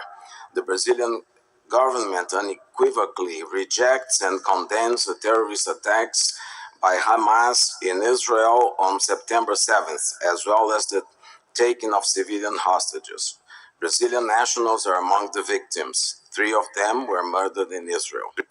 Like many other countries. Yeah, and the thing is that there was a lot of people from around the world because it was the Sukkot, and that many people comes from around the world. So again, it's kind of, when they did this attack, they they very most likely knew that there would be people from all around the world, So it's like, it's on the high holy day, on the Sabbath, a time where there's a lot of foreigners in Israel and all that, and just, yeah. Countries. Brazil also has citizens waiting to be evacuated from Gaza. And I think that's the day that the Jews are actually also dancing with the Torah scroll, if I recall correctly. So that's a kind of spitting, I guess, on the scriptures as well, if we want to look at it at that way as well. So, which actually also testifies in regards to whose land it really is. And what is disgusting with Mohammedanism is they say they worship the same God of the Bible, which is clearly not true. That there's bullshitters, liars, and absolutely depraved, wicked people of Satan. While we watch with alarm the deteriorating humanitarian situation in the region, especially the shortage of medical supplies, food, water, electricity, and fuel, Israel, as the occupying power, has specific responsibilities under international humanitarian rights and humanitarian law. These must be complied with under any circumstance. I think many of these people were just saying the same thing over and over and over again. I think if one actually should have made a speech, right? One should have focused on the thing that they do not want to talk about, which they say is a red line and blah, blah, blah for Egypt and Jordan and all that. And one should just have fixed the point again, and again, instead of all this bullshit, saying nearly the same thing 3 times in a row or something like that would have been wonderful to get the point across in regards of Egypt opening up their borders and Jordan as well helping on the situation and the rest of the Mohammedan nations. Again, there was so much, soft, things, and instead of just saying it as it should be said, Over the past decade, we have witnessed no winners in this protracted conflict. The civilian population remains the main victim of the lack of dialogue and ever-growing resentment. The stalemate in the peace process, the social and economic stagnation that has long prevailed in Gaza, the ongoing expansion of Israeli settlements in the occupied territories, the violence against civilians, the destruction of basic infrastructure, violations of the historic status quo of holy sites in Jerusalem. All these factors combine to generate a social and cultural environment that jeopardizes the two-state solution and engenders hatred. Structure, violations of the historic status quo of holy sites in Jerusalem. All these factors combine to generate a social and cultural environment that jeopardizes the two-state solution and there we go. Wow. Apparently they talked about the two-state solution anyway, you know. Engenders hatred, violence, and extremism. Excellencies, the ongoing tragic situation in the Gaza Strip is of paramount concern, whereas there always will be those willing to add fuel to the fire. Brazil will urge for dialogue. The destruction of civilian infrastructure, including healthcare facilities, is unacceptable. We witnessed with dismay the bombing of Al Ali Arab Hospital. Yeah, which was a misfire from their own, you know. It wasn't attack, you know, it wasn't attack from the Israelis. Deeply regret and mourn the hundreds of civilian casualties, including patients. And it wasn't the building, the hospital itself that was attacked. It was outside, you know, there was some green area and a car park and all that, okay? Doctors, nurses, and other humanitarian. Not a single building was destroyed at that point, you know. Workers. All parties must fully protect civilians and respect international law and international humanitarian law. The international community must exert maximum diplomatic effort in order to ensure the swift establishment of humanitarian corridors and pauses and immediate ceasefire. As stated by President Lula, the current crisis requires an urgent multilateral humanitarian action to end the suffering of civilians caught up in the midst of hostilities. As President of the United Nations Security Council for the month of October, Brazil has convened emergency sessions and fostered dialogue. Despite such efforts, the Security Council was regrettably unable to adopt a resolution on October 18th. Nevertheless, the many favorable votes the draft resolution received, 12 out of 15 votes, are evidence of wide political support for speedy action by the Council. We believe this view is shared by the international community at large. Let me be clear. There is a broad political call for the opening of urgently needed humanitarian pauses, the establishment of humanitarian corridors, and the protection of humanitarian personnel. We must find ways to unlock multilateral action. Brazil will spare no effort in this regard. On October 24th, I will chair the United Nations Security Council's quarterly open debate on the situation of the Middle East, including the question of Palestine. I would suggest that we continue this conversation there at the highest possible level in an attempt to keep searching for consensus for immediate action. The paralysis of the Security Council is having detrimental consequences for the security and lives of millions. This is not in the interest of the international community. We must also strive to avoid any possibility of regional spillover of the conflict. Further down the road, we must find ways to revitalize the peace process, to advance political negotiation towards a comprehensive, just and lasting peace in the Middle East. Simply managing the conflict is not an acceptable alternative. Only the resumption of effective negotiations can bring concrete results towards the implementation of the two-state solution in accordance with all give me a break with the bullshit. Of effective negotiations can bring concrete results towards the implementation of the two-state solution in accordance with all relevant General Assembly and Security Council resolutions, with Israel and Palestine living in peace and security within agreed and internationally recognized borders. Brazil is ready and willing to support all efforts to this end. I thank you. Yeah, didn't hear anything about telling Egypt to Mr. actually. Mauro Vieira, Brazilian Prime Minister. See here. Foreign Minister, and now I ask upon Mr. Nasser, Moroccan Foreign Minister, to I don't know. deliver his speech. I don't know why he's then saying it at the Security Council. I'm not sure if Egypt is actually there. At least not as the the nations that are speaking. It seems, but he didn't say anything in regards of Egypt opening up the borders, as far as I could hear. So that was a disappointing thing. If he actually did say it Thank you. because here they have all these people, right?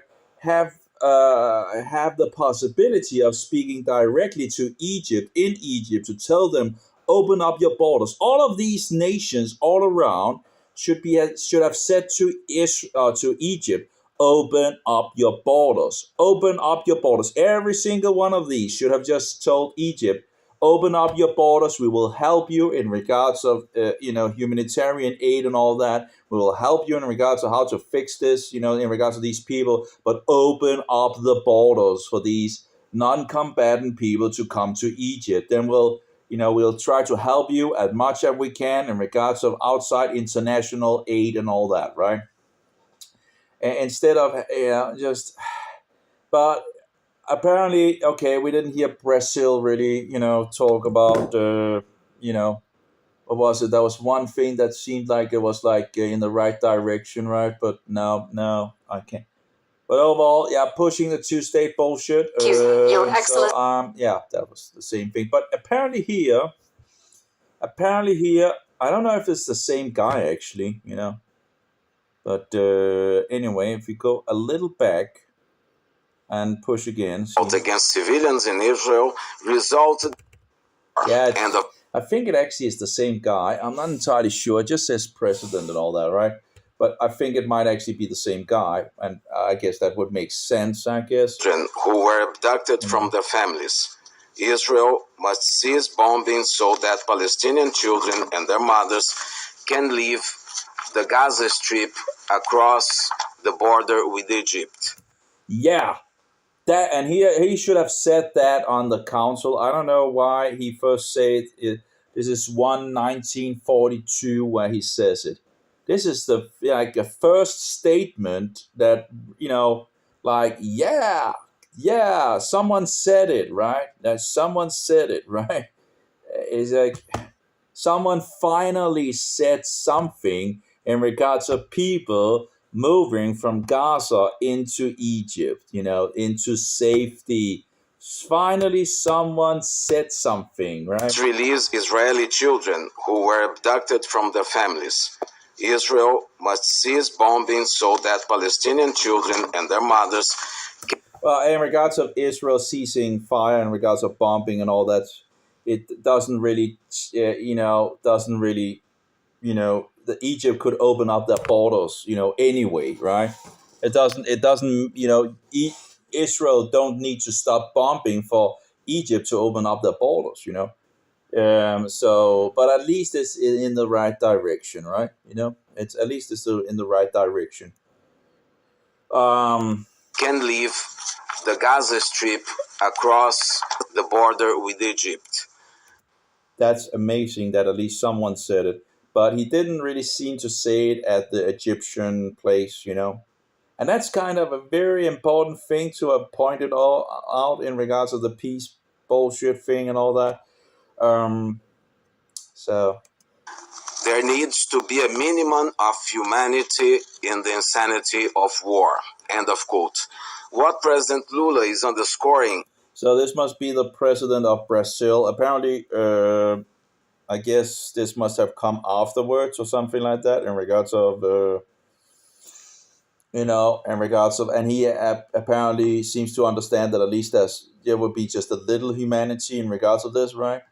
Yeah, but I don't understand why people can't, why all these nations can't, think apparently, right? They can't even think of the solution of this. Even if they're told the solution, which is like a red, line, well, maybe they should look into that red line of Jordan and Egypt instead of bullshitting around and just pouring out whatever nonsense. You would have thought that they, with education and all that and all, that they might have had a little insight to think a little for themselves in regards to what is going on, instead of just agreeing with the bullshit of Egypt and Jordan, instead of not actually getting these people out of Gaza. Is that we are dealing with both a hostage and a humanitarian crisis. The acts of terrorism carried out against civilians in Israel resulted in over 1,000 victims and the abduction of hundreds of innocent people, including children and the elderly. 3 Brazilian citizens have been confirmed dead, victims of Hamas attacks. As we deeply mourn their passing, we cannot condone acts of terrorism. Violence only breeds further violence. I want to make an appeal, therefore, for the immediate and unconditional release of all civilian hostages in safety, in particular of women and children. Acts of terrorism are heinous and criminal, and international law is clear on the ways to address it. The Security Council has created a significant body of counterterrorism norms. When counterterrorism efforts disregard basic norms and principles, including on the use of force, they reinforce rather than counter the narratives of terrorist groups. Hence, as an effective strategy to address the terrorist threats, it's imperative to ensure full respect for human rights, humanitarian law, and refugee law. Children must always be treated primarily as victims, in a manner consistent with their rights, dignity, and needs.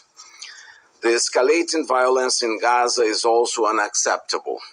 So is the demolition of civilian infrastructure, which resulted in the destruction of 42% of civilian housing. We cannot tolerate the loss of over 2,000 Palestinian children. As the occupying power, Israel has a legal and moral obligation to protect the local population under international humanitarian law. The recent events in Gaza are particularly concerning, including the so-called evacuation order, which is leading to unprecedented levels of misery for innocent people. The number of trucks with humanitarian aid that cross the Rafah border is utterly insufficient to meet the basic needs of the local population. The entire territory continues without power supply, impacting the work of health personnel. Hospitals are operating beyond full capacity. Access to drinkable water has been impeded, and many are resorting to improper sources of water. Civilians must be respected and protected at all times and everywhere. All parties must strictly abide by their obligations under international humanitarian law. And I highlight in this respect the fundamental principles of distinction, proportionality, humanity, necessity, and precaution, which must guide and inform all actions and military operations. Distinguished delegates, we must not lose sight of the root causes of this conflict: oppression, social and economic inequalities, recurring violations of human rights. 2023 marks 75 years since the beginning of the Israel-Palestine conflict. It is disheartening to see the lack of progress in the peace process between Palestinians and Israelis. The stalemate in the peace process has been fueling an unsettling rise in violence. Even before the crisis in Gaza, 2023 was already the year with the highest death toll since 2005. The situation in the West Bank remains tense, with successive harmful incidents escalating into violence and leading to civilian casualties. The surge in shelter-related violence is also alarming. Achieving peace requires strict adherence to international law, as well as working towards realizing the two-state solution. As requires strict adherence to international law, as well as working towards realizing the two-state solution. As clearly stated by this Council, the continued occupation of I think we need something. I think I need something over here. I just think we just need this one. Like, while we are amongst the United Nutcases, I think we need something here. And while we're just surrounded by nutcases, right? We just need this one. Yeah, I think that's pretty fitting with all the United Nutcases. Yeah, I think we're pretty good. Let's just hear that again. As clearly stated by this Council, the continued occupation of the West Bank is unlawful and undermines the prospects for peace. Israel must stop all settlements activities in the occupied Palestinian territories, including East Jerusalem. The difference of treatment towards settlers and locals is unacceptable. The current and projected expansion all but erases the viability of a future Palestinian state and engenders violence and hatred. We also underscore the importance of preserving the historic status quo at the holy sites in Jerusalem and acknowledge the significance of the Hashemite custody. Brazil urges all parties to exercise maximum restraint and abstain from provocations, including the use of extremist rhetoric. Intra-Palestinian reconciliation is also pivotal. We acknowledge the meetings in Egypt focus on exploring reconciliation efforts among Palestinian factions. We encourage the continuation of diplomatic engagements to regional peace processes. Brazil praises UNRWA's invaluable humanitarian work for one of the world's most vulnerable refugee populations, the Palestinians, and we mourn UNRWA's brave workers who lost their lives in the line of duty since the beginning of current hostilities. Our commitment to UNRWA is reflected in our availability to hold the vice chairmanship and the chairmanship of the agency's advisory commission from July 2024 and July 2025, respectively. Distinguished delegates, the broader Middle East has long been entangled in a web of conflicts. These conflicts lead to immeasurable suffering, grief, loss, hardship, and worst of all, hopelessness. They also severely destabilize the region. Now we see the very concrete risk of the crisis in Gaza spilling over to other parts of the region. Amid all these daunting challenges, diplomacy and dialogue remain as our most powerful assets. The maritime dispute between Israel and Lebanon has been peacefully settled through negotiations. Similarly, the recent rapprochement between Saudi Arabia and Iran underscores the potential of good faith engagement. The establishment of diplomatic relations between Israel and Arab countries also show the willingness to engage and cooperate. Such endeavors bring hope on peace in the region. The League of Arab States plays a vital role in this context by working tirelessly to mediate and foster dialogue between conflicting parties. Distinguished delegates, the Council has a crucial responsibility in the immediate response to the unfolding hostage and humanitarian crisis. Much of the reputation of the United Nations depends on its approach to the ongoing crisis. Since 2016, the Council has not been able to pass a resolution on the situation in the region. Obstructive strategies have been impeding the crucial decision on international peace and security be taken. As a result, the situation in the Middle East is by far one of the most thwarted issues in the Security Council. This Council must be up to the challenge before us. We will likely be tried and found guilty by future generations for our inaction and complacency. We must find ways to unlock multilateral action, Focusing on disagreements will not lead us to the direction of much needed solution to the unfolding dire human crisis. The Security Council should not shy away from its responsibility of calling for the liberation of the innocent people abducted from their families, as well as for their safety, well-being, and humane treatment. This is a broad political call for the opening of urgently needed humanitarian corridors. A decision on the humanitarian aspects of the current crisis is within a hand's reach of the Council members, on condition that we refrain from politicization of the already complex situation on the ground.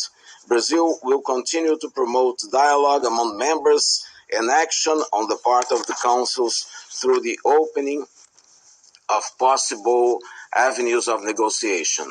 In this spirit, President Lula instructed me to attend the Cairo Peace Summit the past Saturday. Yeah, so that must be the same guy, With an unequivocal message to add Brazil's voice to all those who are urging calm, restraint, and peace in the region.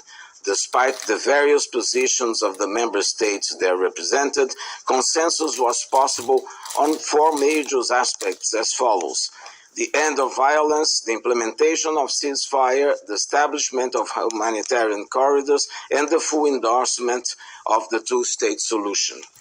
Gotta be kidding me. Let's see, try those back. Humanitarian corridors and the full endorsement And the full endorsement of the two-state solution. The bullshit to Of humanitarian corridors and the full endorsement of the two-state solution. Enough of strife, suffering, and instability. We need all stakeholders to see their own interest through new lenses. It's the United Nutcases. We're presenting the United Nutcases of the world that are for bullshit. Yeah. It should all have a paper silver hat, all of them, so they can be in the group of the United Bullshitters. I think actually all of them should be sent one piece of a little paper silver hat, and they should all have them on while they bullshit around in their United Nutcasing bullshit finals or something like that. I don't know. We are willingly supporting full support of taking the land of the Jews and doing the same thing we did in Gaza and make more issues for the Jews because we're full of bullshit. We can't think any. No. That's just what we want to do and what we want to promote. So Brazil is full of bullshit. Beside actually talking about that opening up the for people fleeing to Egypt, they're still pushing the bullshit of two-state depravity. As follows.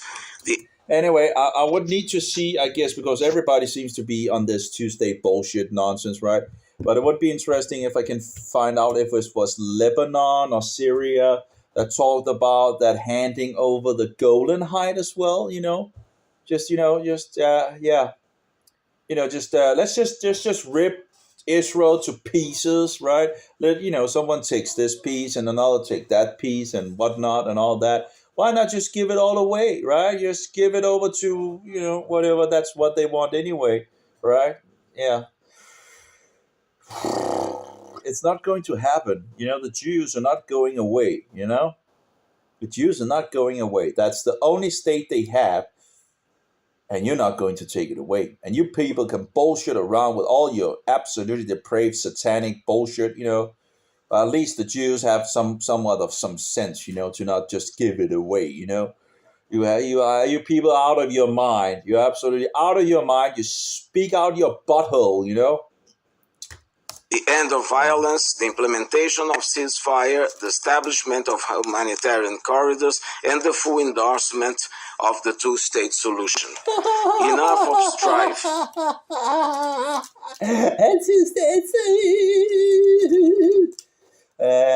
You want a silver paper hat? You know. You need. Yeah, I think you need a silver paper hat. I think most of these people they need a silver paper hat. They need a silver paper hat. Oh, you're gonna be kidding me. In full endorsement of a two-state depravity.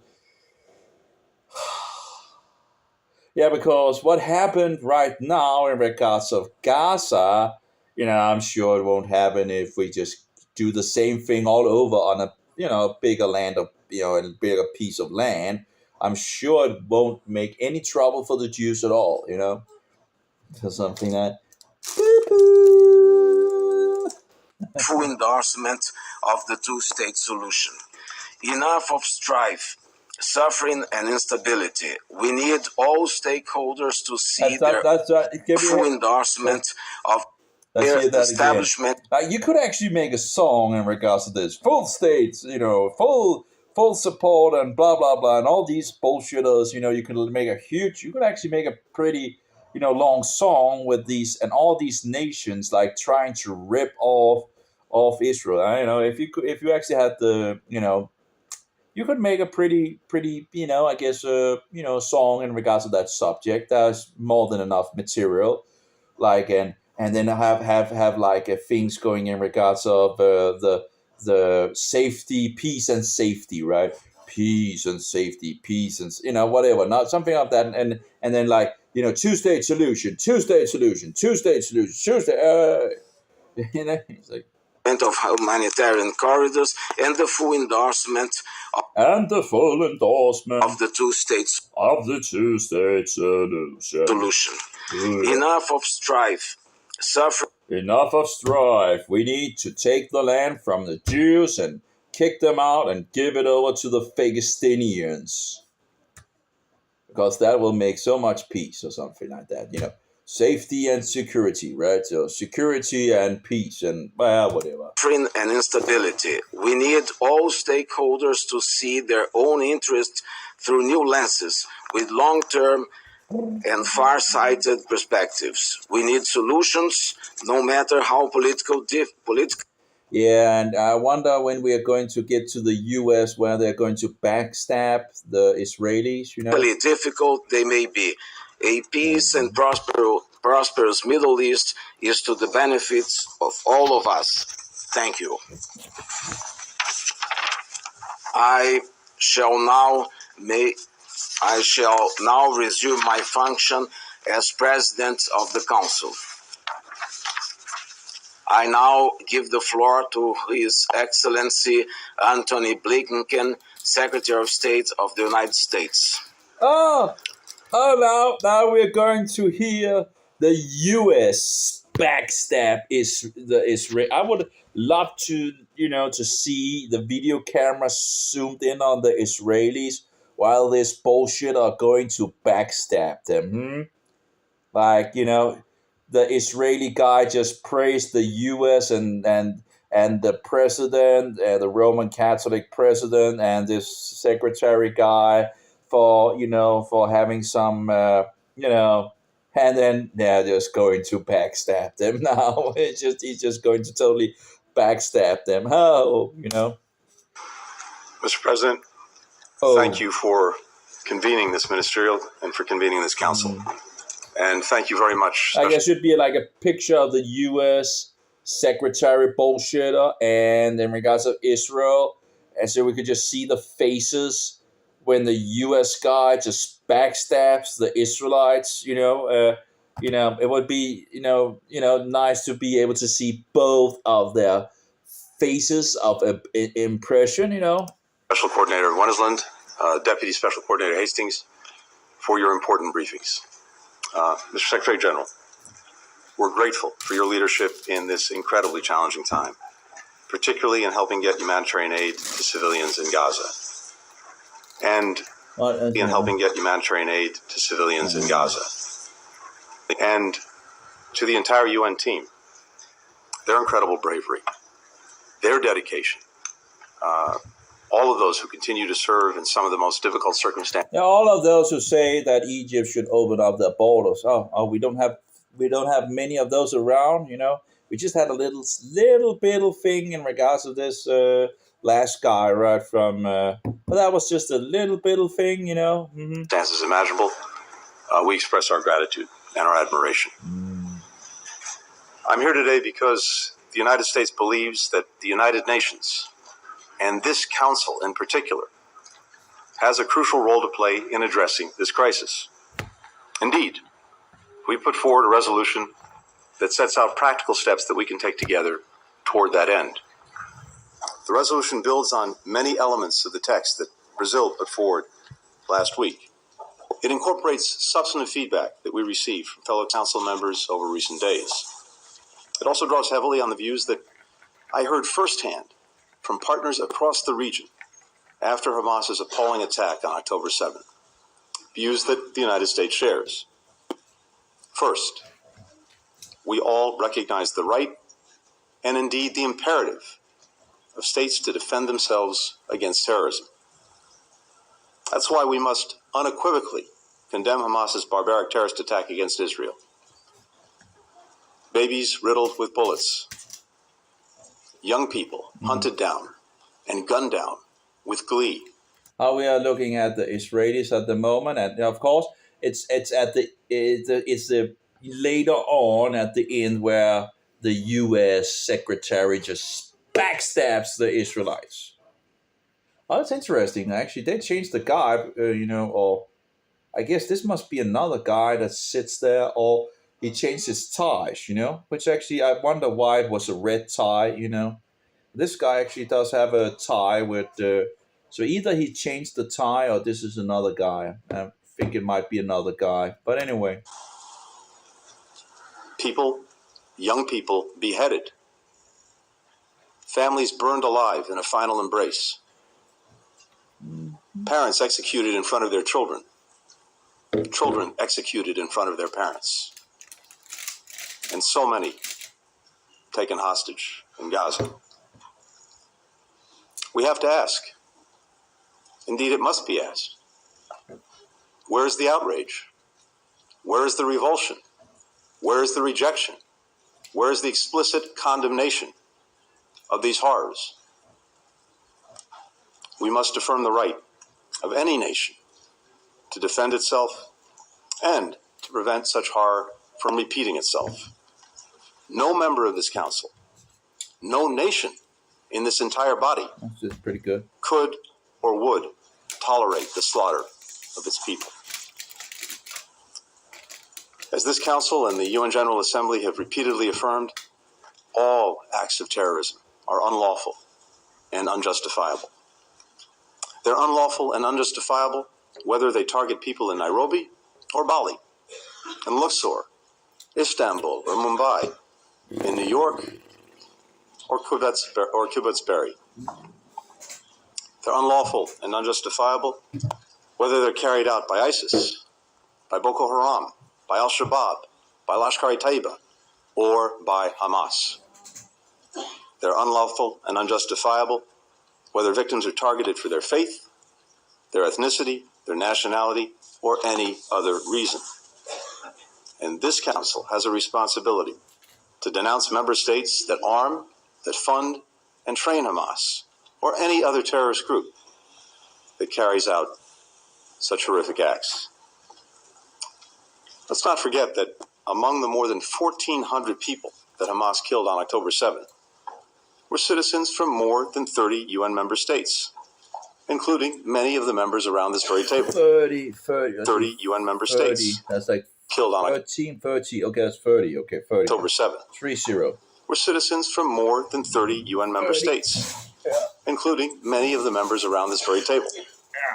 The victims included at least 33 American citizens. Every one of us has a stake. Well, how many? American citizens around this very table. The victims included at least 33 American citizens. 33. No. Every one of us has a stake. Every one of us has a responsibility in defeating terrorism. Second, we all agree on the vital need to protect civilians. As President Biden has made clear from the outset of this crisis, while Israel has the right, indeed the obligation, to defend itself, the way it does so matters. We know Hamas does not represent the Palestinian people, and Palestinian civilians are not to blame for the carnage committed by Hamas. Palestinian civilians must be protected. That means Hamas must cease using them as human shields. It's hard to think of an act of greater cynicism. It means Israel must take all possible precautions to avoid harm to civilians.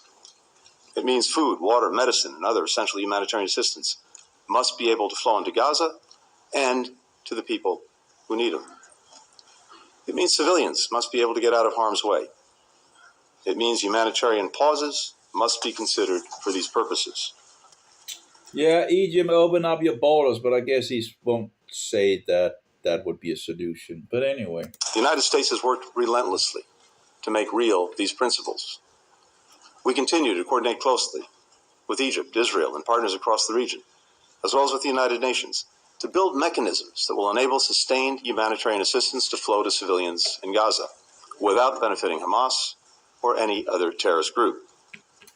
President Biden appointed one of our most senior diplomats, Ambassador David Satterfield, to lead our humanitarian efforts, which he is currently doing on the ground. The United States has committed an additional $100 million in humanitarian assistance to Palestinians in Gaza and the West Bank, bringing the total aid that we provided to the Palestinian people over the past 2.5 years to more than $1.6 billion. That makes the United States the largest single country donor, by far, to the Palestinian people. We call on all countries, particularly those with the greatest capacity to give, to join us in meeting the UN's appeal for the humanitarian situation in Gaza. At the heart of our efforts to save innocent lives in this conflict, and in every conflict for that matter, is our core belief that every civilian life is equally valuable. There is no hierarchy when it comes to protecting civilian lives. A civilian is a civilian is a civilian, no matter his or her nationality, ethnicity, age, gender, faith. That's why America mourns the loss of every single innocent life in this crisis. I guess a Mohammedan is a Mohammedan is a Mohammedan, right? A cult member of the religion of death, just saying, right? A civilian have a way of, picking his cult, right? His what do you call it? Picking his team is another word for it. Picking his allegiance, right? If he picks the allegiance of the devil, of a clear, stinking false prophet of the devil, and being a Mohammedan, becoming a Christian, maybe, I guess he has the choice of being part of the religion of death, lies, and deceptions, or actually standing for the truth, just a thought, Including innocent Israeli and Palestinian men, women, children, elderly people, Muslim, Jews, Christians, people of all nationalities and faiths, including at least 35 UN staff members. That's why it's imperative that we work to protect all civilians in this conflict, to prevent more deaths atop the many that have already occurred. The value we place on civilian life is the driving force behind our efforts to secure the release of hostages held by Hamas and other terrorist groups in Gaza. I, as others have, had the occasion to meet with families of those missing and suspected to be in the hands of Hamas on my recent trip. Several, as you know, are in this room with us today. None of us can imagine the nightmare they're living, something no family should have to endure. Their loved ones must be released immediately, unconditionally, and every member of this council, indeed, every member of this body, should insist on that. Oh, we have actually, next to the United States, we have United Kingdom. And so we also have the United Kingdom. So they might actually also talk. so we can hear if they are for the two-state bullshit solution. We also have Ghana, Japan, Ghana, Japan, and Malta. I guess Malta must be a nation. I guess it's not the Knight of Malta, but Albania. So anyway, now it's the United Nations. We have Switzerland as well. United something. That seems to be a woman. Not sure about that. But anyway, that's some of the others. But yeah, so it's interesting. They don't really have like, it seems it doesn't seem like they have like a 360-degree camera. You would think that United Nations would maybe have like a 360-degree in the middle. Now it's like they could really have done that. Maybe that's for too expensive or something. I don't know, but that would so the person could see all of them and look at the faces when whoever faces they wanted to see. Maybe lift the camera a little up so the screen is not totally so they could still follow along. I don't know, but anyway, that could be Insist on that. We're grateful to Qatar, to Egypt, to the ICRC. Let's try that again. Should insist on that. Insist on that. Insist on that. We're grateful to Qatar, to Egypt, to the ICRC for helping secure the release of 4 of Hamas's hostages. But at least 200 more, and again, from many of our nations, are still in the grip of Hamas. So, again, I implore every member here, use your voice, use your influence, use your leverage to secure their unconditional and immediate release. Third, third, I think now we are ready to backstab the Jews, Now the U.S. is ready, Eddie, to backstab the Jews. Let's get the nutty hat on and let's see what we have to say. The nutty, here we have the U.S. Go, U.S. to backstab the Jews. Disgusting, filthy, wicked, evil. we're all determined to prevent this conflict from spreading. This goes to the principal responsibility of the Security Council, maintaining international peace and security. A broader conflict would be devastating, not only for Palestinians and Israelis, but for people across the region and indeed around the world. To that end, we call on all member states to send a firm, united message to any state or non-state actor that is considering opening another front in this conflict against Israel, or who may target Israel's partners, include. Be ready for it. Be ready for the backstab. Be ready for it. It's coming. It's coming. He's going to backstab the Jews. In the United States, don't throw fuel on the fire. Members of this council, and permanent members in particular, have a special responsibility to prevent this conflict from spreading. I look forward to continuing to work with my counterpart from the People's Republic of China to do precisely that when he visits Washington later this week. Now, it is no secret to anyone in this room or on this council that for years, Iran has supported Hamas, Hezbollah, the Houthis, and other groups that continue to carry out attacks on Israel. Iranian leaders have routinely... Apparently it's a little further down the line, but we're getting to it. It's getting closer. Okay. ...threatened to wipe Israel off the map. In recent weeks, Iran's proxies have repeatedly attacked U.S. personnel in Iraq and Syria, whose mission is to prevent ISIS from renewing its rampage. So, let me say this before this council, and let me say what we've consistently said to Iranian officials through other channels. The United States does not seek conflict with Iran. We do not want this war to widen. Sorry, maybe it's actually number 4 that is actually the naughty case. Okay, my memory is not, it's hard to remember everything. Maybe it's point 4. So maybe he's just rounding up to tell some and then he's ready to backstab. But if Iran or its proxies attack U.S. personnel anywhere, make no mistake, we will defend our people, we will defend our security, swiftly and decisively.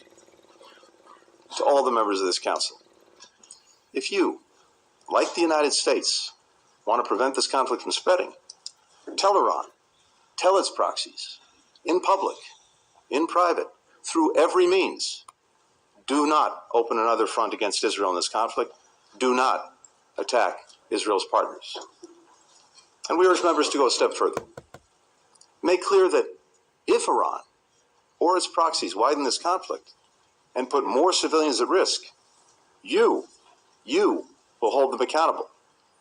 Act as if the security and stability of the entire region and beyond is on the line, because it is. Fourth and finally. Oh, no, okay, here we're coming. Sorry, my bad. Number four. I think we're getting that. I think we're going to get the backstabbing now. We're going to get the U.S. backstabbing of the Jews. Ready? Ready for the United Nutcases. Let's go. Even as we address this immediate crisis, we all agree that we must redouble our collective efforts to build an enduring political solution to the conflict between Israelis and Palestinians. The only road to lasting peace and security in the region, the only way to break out of this horrific cycle of violence, is through two states for two peoples. As President Biden has underscored from day one, Palestinians deserve equal measures of security, of freedom, of justice, of opportunity, of dignity. And Palestinians have a right to self-determination and a status of their own. I just said to go back again, right? Let's hear. Yes, like listen to the. I would love to see how the Israelis would just, their faces at this very moment while getting backstabbed by the U.S. The conflict between Israelis and Palestinians. The only road to lasting peace and security in the region. The only way. The only way to ever, what does it say? Palestinians. The only road to lasting peace and security. To lasting peace. The only road to lasting peace. Security in the region. And security. The only way. The only way. Break out of this horrific cycle of violence. To break out of this vicious cycle of violence. Is through two states. Is to two-state depravity. He just backstabbed the Israel, But this is not the only, I think he does it 3 or 4 times. So, for two peoples.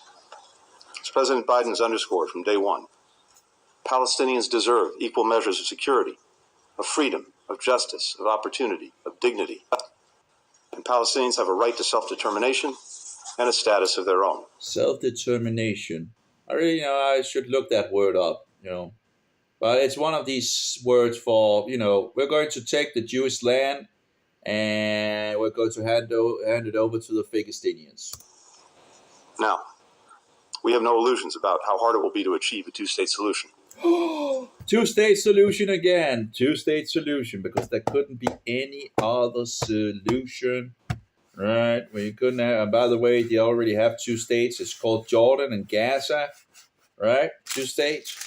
2 Philistinian states, already there, But now we want a 3rd state, President Biden has said, we cannot give up on peace. Indeed, it's precisely in the darkest moments, like this one, that we have to fight the hardest to preserve an alternative path. Alternative path. What about the real solution, we don't want to talk about the real solution. We just want to bullshit around. To show people, making it real, improving their lives in tangible ways is possible. Indeed, it's necessary. We've heard many countries express support in recent weeks for a durable political solution. We've heard many countries express support in recent weeks for a durable political solution. Yeah, that 2-state bullshit you were talking about. Yeah, it's surprising that so many, nutcases are around in the world, but here they are, full of bullshit and pressing down a great stinking Pope into the toilet. Right, but I think we should wash him out, Our message today is this. Help us build that solution. Help us prevent the spread of war that will make 2 states and broader peace and security in the region even harder to achieve. Oh. Members of this council, we stand at a crossroads. Two paths lie before us. The difference between them could not. Again, I would have loved to see how the Israelis would have, looked in their faces. I don't know if they actually. I don't think they actually will be allowed to respond. I think it's like 1-1-1-1-1-1 or something like that. But I don't think the Israelis would have given the applause or whatever you want to call it to the U.S. if they actually had made a speech afterwards. I think they might have fixed the line over the thing in regards to the U.S. Not be more stark. One is the path offered by Hamas. We know where it leads. Death, destruction, suffering, darkness. The other is the path toward greater peace, greater stability, greater opportunity, greater normalization and integration. Ugh. A path toward people across the region being able to live, to work, to worship, to learn, side by side. A path. Okay, here we see the Israelis, but can't really. I think they're disappointed, although it's a little hard to see if they are. But I think they would be disappointed, about that bullshit that he's promoting now. They don't really look happy, at least, that's for sure, They, Toward Palestinians realizing their legitimate right to self-determination and a state of their own. Nothing would be a greater victory for Hamas. What, a state of their own? Side by side. A path toward Palestinians realizing their legitimate right to self-determination. Self-determination. And a state of their own. And a state of their own, because apparently they don't already have a state of their own, in regards of, well, they pretty much messed that up, in regards of Gaza. And of course, you have Jordan as well. That's, self-determination. Not just self-determination. How do you spell that? Self-determination. A word refers to a person's ability to make choices and manage their own life. Being self-determined means that you feel in greater control as opposed to being non-self-determined, which can leave you feeling that your life is being controlled by others. Okay. Well, I guess the state of controlling our lives on so many levels. So nothing would be a greater victory for Hamas than allowing its brutality to send us down its path of terrorism and nihilism. We must not let it. Hamas does not get to choose for us. The United States stands ready to work with anyone, ready to forge a more peaceful and secure future for the region. Work with anyone, ready to forge a more peaceful and secure future for the region, the future its people yearn for and so deserve. Thank you, Mr. President.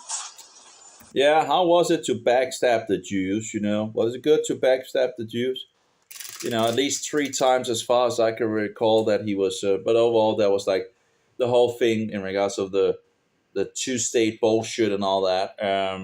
How did it feel to backstab the Jews, While they were just praising the U.S. and the president and the secretary and all that, then you just, backstab them with the 2-state.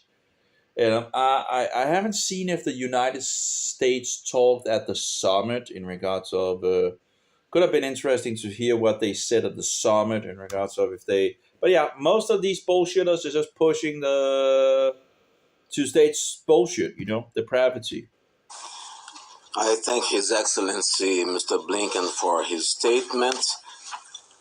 Now I give the floor to Her Excellency Mrs. Catherine Colonna, Minister for Europe and Foreign Affairs of France. France. Mr. President, I'd like to thank the Secretary General and his personal representative and the Special Coordinator for... Apparently the Gabon, seems like that must be a nation apparently.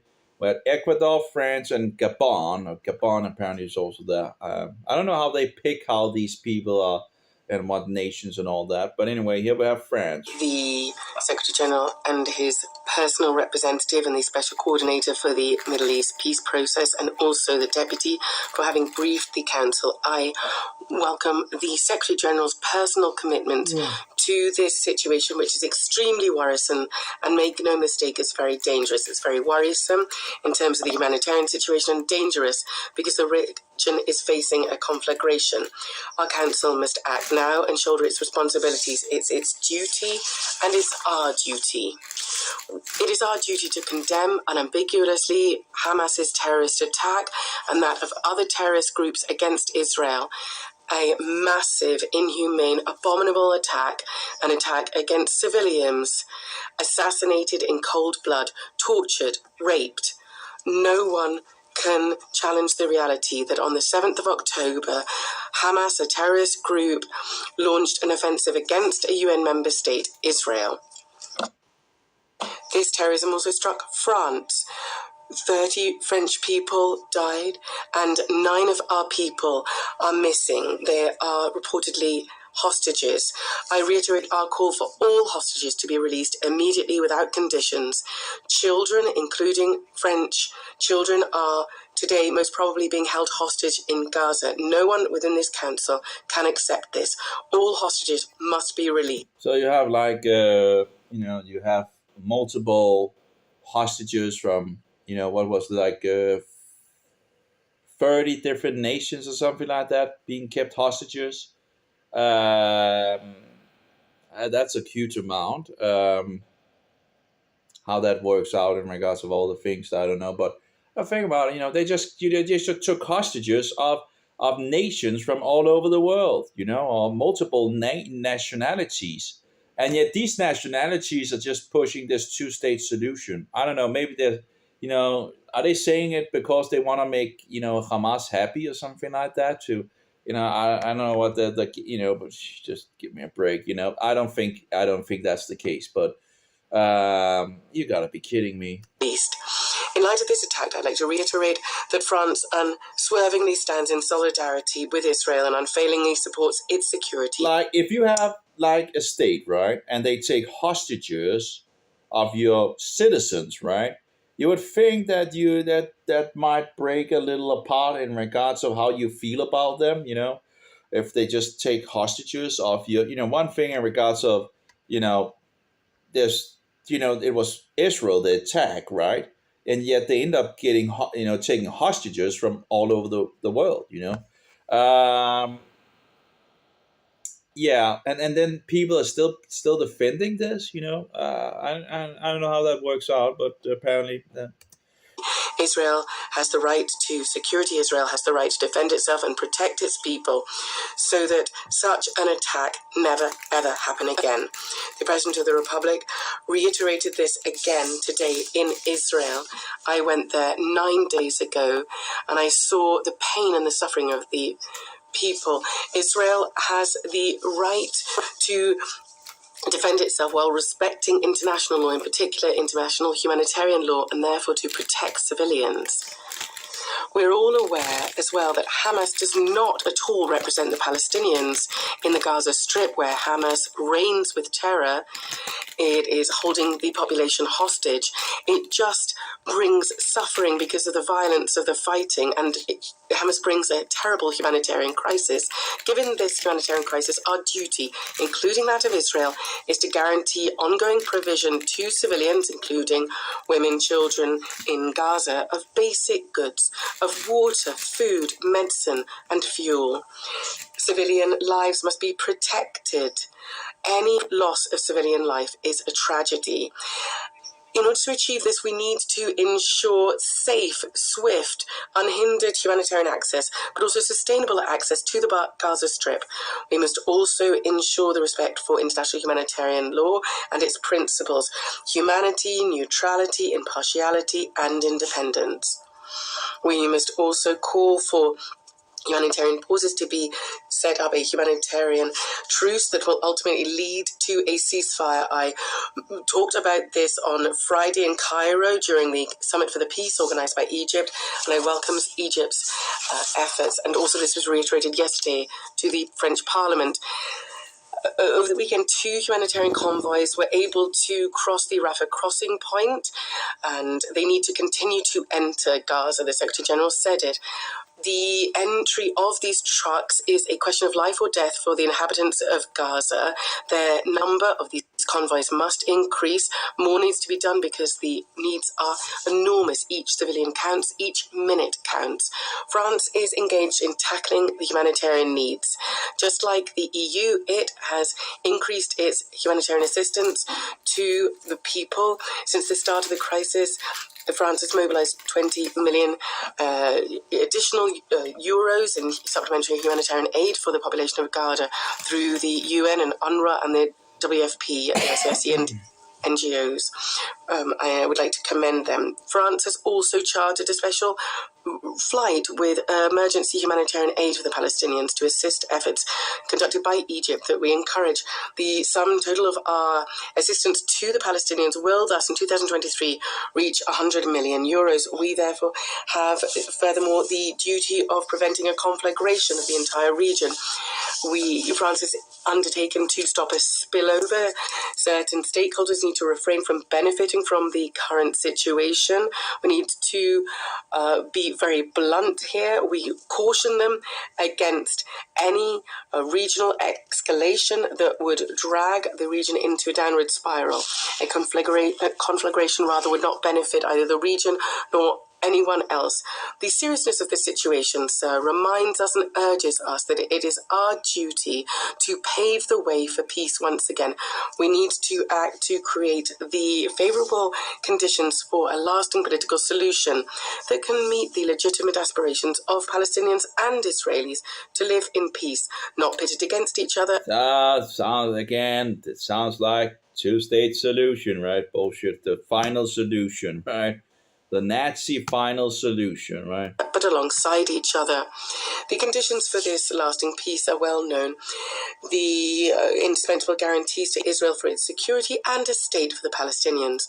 The only viable solution is a two-state solution. There we go. Oh, yeah. But of course, that's not a surprise. Everybody is on this bullshit. I guess no one asked the Jews what they think about it, it seems like, Let's just push the two-state solution. I can't believe how, think about sitting there as a Jew and you just hear this bullshit of these people are so depraved. There's like no compassion at all behind these nations. What is it called? It's not, they have no empathy. Like in regards of the Jews have just been hit, and these people are talking about let's take the land of the Jews, and split it up. And also the Golan Heights and all that, right? Yeah, that was, again, I need to find that. I think it was Lebanon that was proposing that, It was absolutely disgusting, Yeah, let's just rip the nation of Israel to pieces, right? Like a garment that we just rip up, right? And just, it's just absolutely disgusting. Anyway, let's see here. Cairo Summit, let's see here again. It's just hard to believe that people can be so full of bullshit, There we go. Let's see here if we can find. I think it was Lebanon. I talked about let's see, we have Morocco. Let's see if we can find Lebanon. I think it was Lebanon.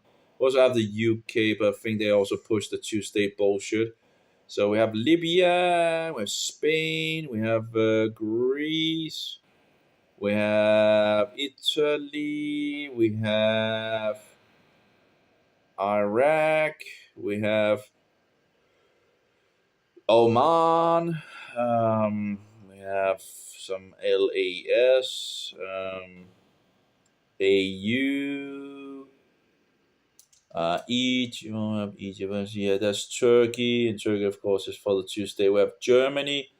I think Germany was the two-state solution as well. Yeah, pretty much everybody was. It's like it would be easier to make a list of nations that wasn't for, for this bullshit. France. It's like France again, right? They're for the two-state. We have Canada was for the two-state solution. I have Norway was for the two-state solution, so-called two-state depravity. My bad, Japan, I don't know. I didn't listen to them if I recall. UK, I think they were for the two-state solution as well. And where's Lebanon? Or maybe it was the big one. Apparently, this is only like 1 hour and 45 minutes. The summit was a lot longer. I had the 3 hour conference somewhere, but it's like, see here if you can find this, like here we go, Cairo Peace Summit. Here we go. And not all, but the problem is Palestine with okay, East Jerusalem as its capital. Okay, so here we have Iraq speaking, Italy. Okay, so maybe it's a little forward, or maybe it's in the front. Alas, EU, Turkey. I think it was Lebanon, but maybe it was someone. I just think it was Lebanon, or maybe I'm wrong. Maybe it was another nation that talked about it. Canada. I think just Norway, Japan, UK, and then it's pretty much in. So maybe it's the beginning of this. Let's see, Egypt. We have Jordan, and then we have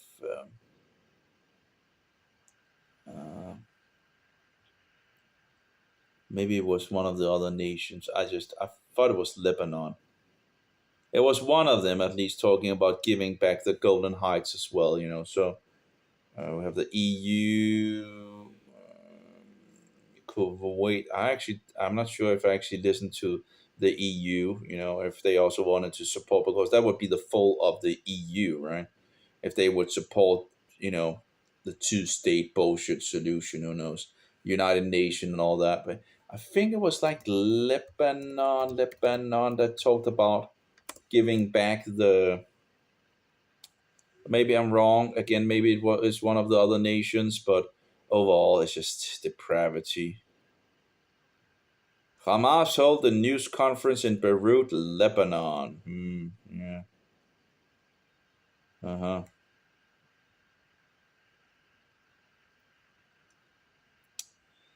Arabs warn Israel against Palestinian displacement, whatever nonsense, Anyway, let's go back to it. I can't find it at the moment. I think it was one of the other videos where I was listening to them. Anyway, in regards to the... But yeah, just rip up Israel, right? Just give me a break, Just these... Two-state solution. This is what France has always defended and will continue to defend. I mentioned this on Saturday in Cairo, and the President Macron will say this again today to the Israelis and Palestinians and regional partners. Yeah, you Jews, we just need to rip up your nation. No worries. We'll just give the whole West Bank to the Philistinians, and then we'll let all these so-called, refugees, Philistinians, into that. And no worries, don't worry. I'm sure it will be peaceful and all that. Not like Gaza, where it was pretty much done the same thing. This is just on a larger scale, right? And it worked so good last time. So let's see if we can do it again, right? So you can have even more rockets and more conflicts. It's like, these hello people. What did they do? Didn't they pull out of Gaza? Didn't they give it over to them? What happened in Gaza? I think we know what happened in Gaza. And now you want to push, the same thing on steroids? Yeah. Like the Jews are ever going to accept that bullshit, And again, if you make like the world says and all that, and blah, blah, blah, blah, blah, the Jews would rightly give you the fingers, right? And say, give me a break. Get lost, Get lost. We're not giving an inch away of the West Bank, okay? Or the Golden Heights or anything like that. You can just, you can just, do your bullshit thing and all that, your jogos, your united nutcases, okay? We must do all we can to mobilise in order to achieve this. The Council must mobilise and fully exercise its responsibility. It's high time for this to happen. The president of the country of France wanted to go to Rabelais, and he managed to do so, and he has met with President Abbas right now. We need to do all we can to mobilise in order to find political Bex. This council needs to fully exercise its responsibility here. It is high time for it unambiguously to condemn the Hamas terrorist attack against Israel, that it calls to respect international law, including humanitarian law, and calls for deliveries to the aid to be delivered to the population in Gaza. This is why France voted in favour of the draft resolution presented by Brazil. I would like to thank Brazil for its efforts, and this is why France will continue to support any council initiative that is just and based on our common principles. This council must act, and it must act now. Mr. President, the UN Charter came into force 78 years ago today. We're here to serve it and to serve the cause of peace. Today is a difficult day, and France calls on everyone to shoulder their responsibilities before the Charter and before humankind. Thank you very much. I thank His Excellency Ms. Colonna for her statement. And now I give the floor to His Excellency Mr. Michel Onanga Ndiaye, Minister for Foreign Affairs of Gabon. Thank you, Mr. President.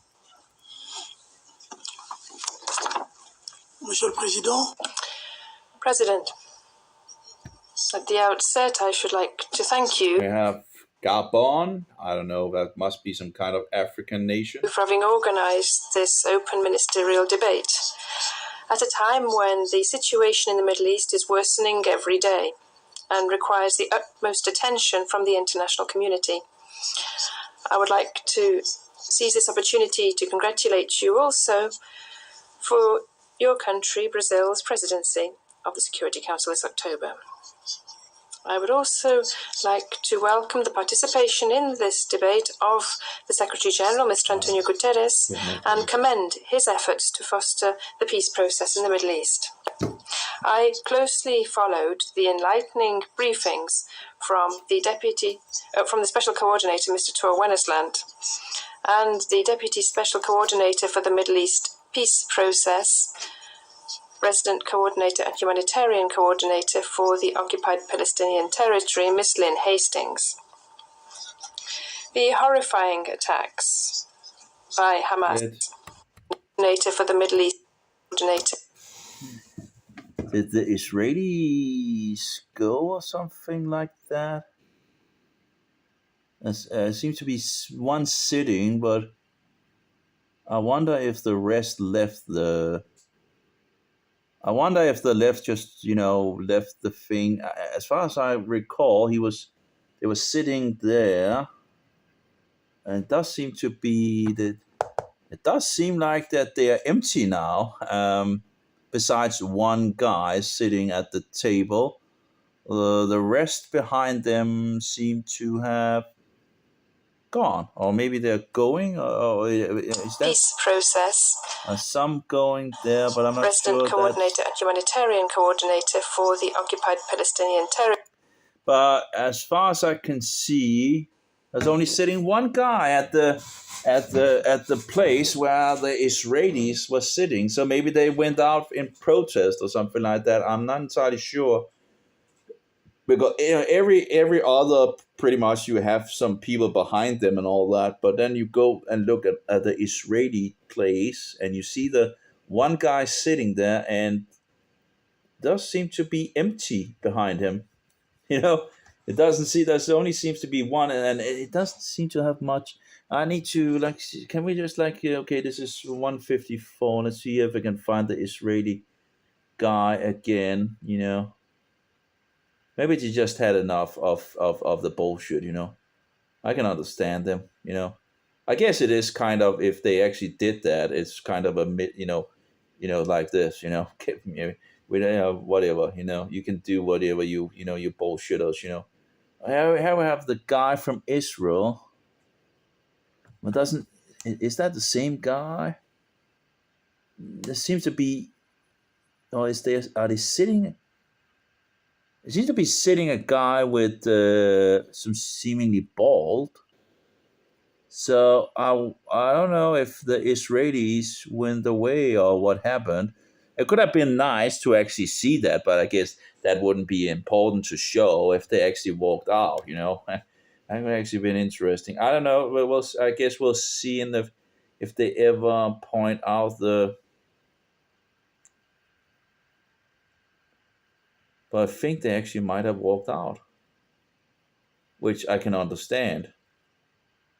I don't see. We have Ghana and all that, Mozambique and all that. Do we have Brazil president? I think they walked out. I would need to see where they actually were sitting further. I think they walked out. I think the Israelis walked out. Or I guess they after the U.S. we saw them at the U.S. It's hard to you had the United bullshitter, that just stabbed them in the back. That would be a very bleeding. Then we have France stabbing them in the back. Well, I guess but they were having the same bullshit, right? And now we are at Gabon, and I would think that I think they left. I don't know. It's just like I'm trying to sort out here. I can understand why they would have left the council, but it's like, why don't they tell you? See here. He's sitting there. This is Israel speaking. I'm just trying to figure out in regards to where they're sitting, because maybe they're sitting in another place. Maybe it's just me. As far as I recall, where do we have? It's a little hard to locate it all with, it doesn't have president. I would need to see it all or something like that. But I wonder if they have because they didn't really give us there's a place where there were like an overview of, okay, here we have Israel, Let's see here if they, and the president, and there's only a few times here and there where we have seen and it doesn't seem like we have Switzerland, we have the different nations, but they don't seem to show like the whole, an out. It's not very often that they show like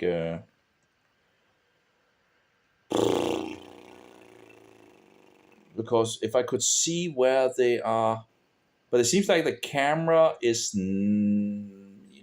just shooting the different people, but it doesn't really show. So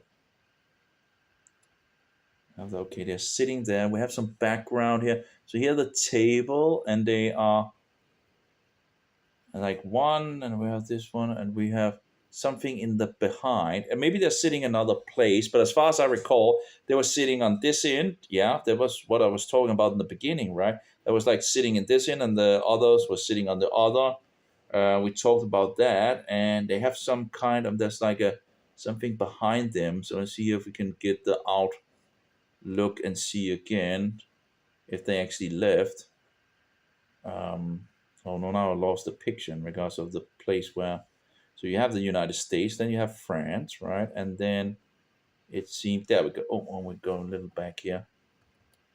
Yeah, I see if maybe they didn't, but here they're, here they're sitting actually. Oh yeah, here they're still sitting. So here we have this is Israel, as far as and the guy with the red, although there was another guy at some point, but apparently they replaced again or something like that, because this has the red tie, and then you have and this guy actually has hair on him. One of them actually is bald. So maybe this is the guy that actually ends up sitting there, and the rest leaves. Maybe that's how it goes. So maybe there is someone representing. Maybe they didn't all go, but I guess I'm not sure in regard. But anyway, let's just take a screenshot of that. So I can see the guy that was speaking, although not the best quality and all that. Maybe I can make a little bit of quality. I have a little bit of, no, it's not really going. But yeah, so we have this guy, a woman, it seems, behind. Palestinians, the only viable solution. So So okay. So one of them seems to be bald. So I guess one of them takes the. So we have France, and a little after, like with France, like a little after we have Gabon, and then we have Gabon, and then we're shown the outer thing again, and now only a bald guy is sitting over there. It seems, I'm not sure if that's the, but now all the all the seats except one is now empty. All but one single guy sitting sitting at the table, and he seems to have glasses on. Didn't the other guy have? Yeah, there was like one of the guys had like blue glasses on. So yeah, maybe it's the guy with blue glasses on that is sitting there now, and he's then sitting alone apparently, which is kind of okay. So I think it's the guy with the glasses that sat behind him that is now sitting at the table, and the rest of them went away. So I don't know if what that is about. At least that only seems. You can see. You can see that over here, right? So here over, that's where the guy that was speaking, and he had hair on, and this guy I think was the guy that sat over here. Then you had a red tie guy here, although there was a point where they flipped around. It seems where there was another with another tie, and then you had a woman sitting here, and as you can see, all those four. These are the four for Israel. They're empty, and as far as I know, this is the Israelis. So the Philistinians are sitting over here. That's the Philistinian, and you can see they have four. Well, I guess I'm not sure, but four seats, and then you have the main seat like that. It's the same thing over here, and the outer surface, this one and that one was empty from the beginning. So you had Israel over here, and you have the Philistinians over here, and you have this really weird camera that is moving around instead of just having a 360 camera. But yeah, seems like because if you see all the rest, there seems to be that they usually have someone sitting behind them, around here. But over at Israel, only one guy. I don't know. Maybe they should just have gone or everybody. I don't know. I don't know if it was in regards of a protest or anything like that, but around the world. To that end, but at least they sat there before they got backstabbed by the U.S. We saw a video of the Israelis, or a show of a little picture of the Israelis when the U.S. was talking. So we know they were there. Where we also saw the thing after picture which I took where they sat there, and then we had France, and after it was out after the Gabon was speaking that apparently they didn't seem to be there anyway. It was just interesting, right? Because they're speaking on the conflict. But again, maybe Israel just didn't care, Maybe just we're tired of hearing on this bullshit. Let's just leave, I could understand that being, being stabbed in the back multiple times, Sadly, they didn't themselves speak about this nonsense of the West Bank, but apparently that's they could have said to the rest of the people that we're not going to get a single inch of the West Bank. So stop with the bullshit, just stop with that nonsense. I don't know, but yeah, it seems like they left. At least most of them, besides one person. Again, I can understand them if that was what they did. Let's see here, trying to find the images that I took. Yeah. And there was apparently some exchange with some faces from one of them that seems to be sitting. He had like a blue glasses, but still very hard for the quality to actually see. It's just very interesting with all the technology these days and all that, and that the quality is actually not better. But he does seem to have some kind of glasses on, but it's hard to see, even if you put it up. Yeah, here we have the images. Yeah, here we go. Okay. So this is like 151 in the video. The guy sitting there, the guy with the red tie is sitting there, and the bald guy, I think with the blue glasses, is sitting there, and a woman is sitting on one of the seats as well, and then an empty seat for the Israelis at this point, at least. And then when we go to, yeah, so 3 minutes later, around 3 minutes later, there's only one guy. Like it just seems like, okay, we just so I think they probably had enough, I would think, but I don't know, but it's like you can see it here, right? It's a very bad quality, but you can see them here, right here. That's the group 1, 2, 3, 4 at the moment, and we have also seen that there was someone sitting here sometimes. But anyway, so this is 151, and the next picture is 3 minutes later. There we go. It's like empty seat, empty seat, empty seat, and then you have clearly not. It doesn't seem to be the same guy sitting there. This guy is bald, and it might be the one with the glasses, but I really don't know. I don't know, but clearly, someone walked away, it seems. I don't know. Again, it's really hard because we don't have like a full overview of it.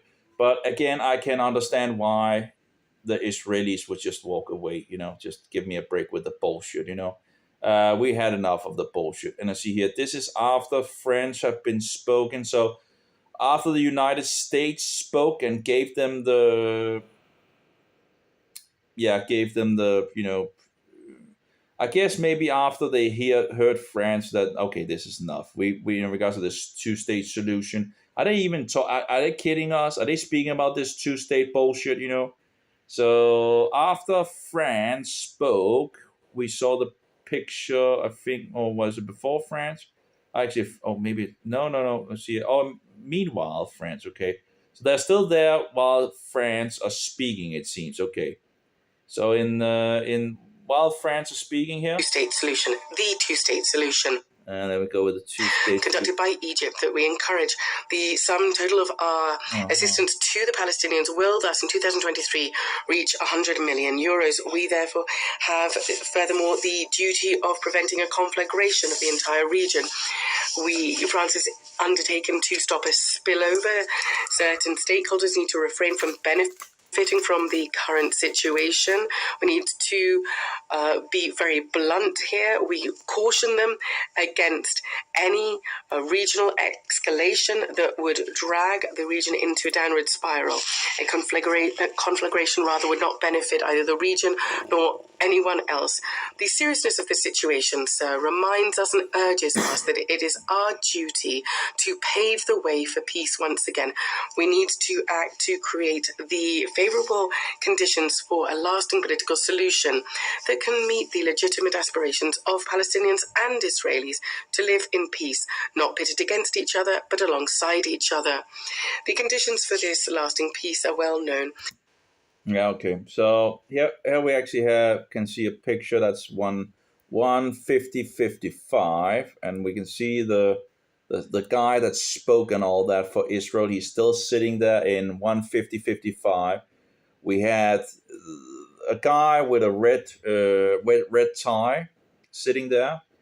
Then we have the guy on the right, with blue glasses. And that might be the one, and he's bald, So if any one of them is actually, he would be the one if it's any one of them. And we have a woman sitting behind him. So, and then there's an open seat at this point. So I guess that's the indispensable guarantees to and they don't look too happy overall. I don't think they are happy after getting backstabbed by the U.S. I think that was I don't think they expected being backstabbed by the U.S. But yeah, I think they, you can just see, at this point, this is a great image actually. At this point, I was like, one of them, it seems to be looking over to the U.S. I think with a I think it seems like a disappointing look, in regards of things. And you have the woman behind that is just looking. They look kind of distrust. What do you call it? They don't look happy for sure. That's sadly I don't have. It's really hard to get a direct because it jumps up with other nonsense. Apparently on the top as well. They apparently YouTube have began to do some kind of where the top is there while you just want to take a picture of it. They tend to ruin the picture because now they, when you stop it, it just push this. I just hate these things. Israel for its security and a state for the Palestinians. The only viable solution is a just Solutions for this lasting peace are well known. The indispensable guarantees to Israel for its security and a state for the Palestinians. The only viable solution is a two-state solution. The two-state solution. This is what France has always defended and will continue to defend. So after, apparently she talks about that. Saturday in Cairo. Then a little later we see them having left, It's not a lot. So that's the last time we pretty much see, as far as I know. Maybe I'm wrong, but it seems like it doesn't seem like the camera zooms so much out after that, which might be the reason that they that they have left the building in some sense, or not. Like here we see like some. I really don't understand why the quality couldn't be any better, and you could actually see it where. Okay, here we have that Gabon. Okay, I must have missed the place where. They don't really give. They don't give much of an overall view. What happened? Okay. They don't give much of a time on the overall view, so it's like, you don't get the sense of what happened in regards to the camera. Oh, there we go. Okay. I don't know if that was better or worse in regards to camera.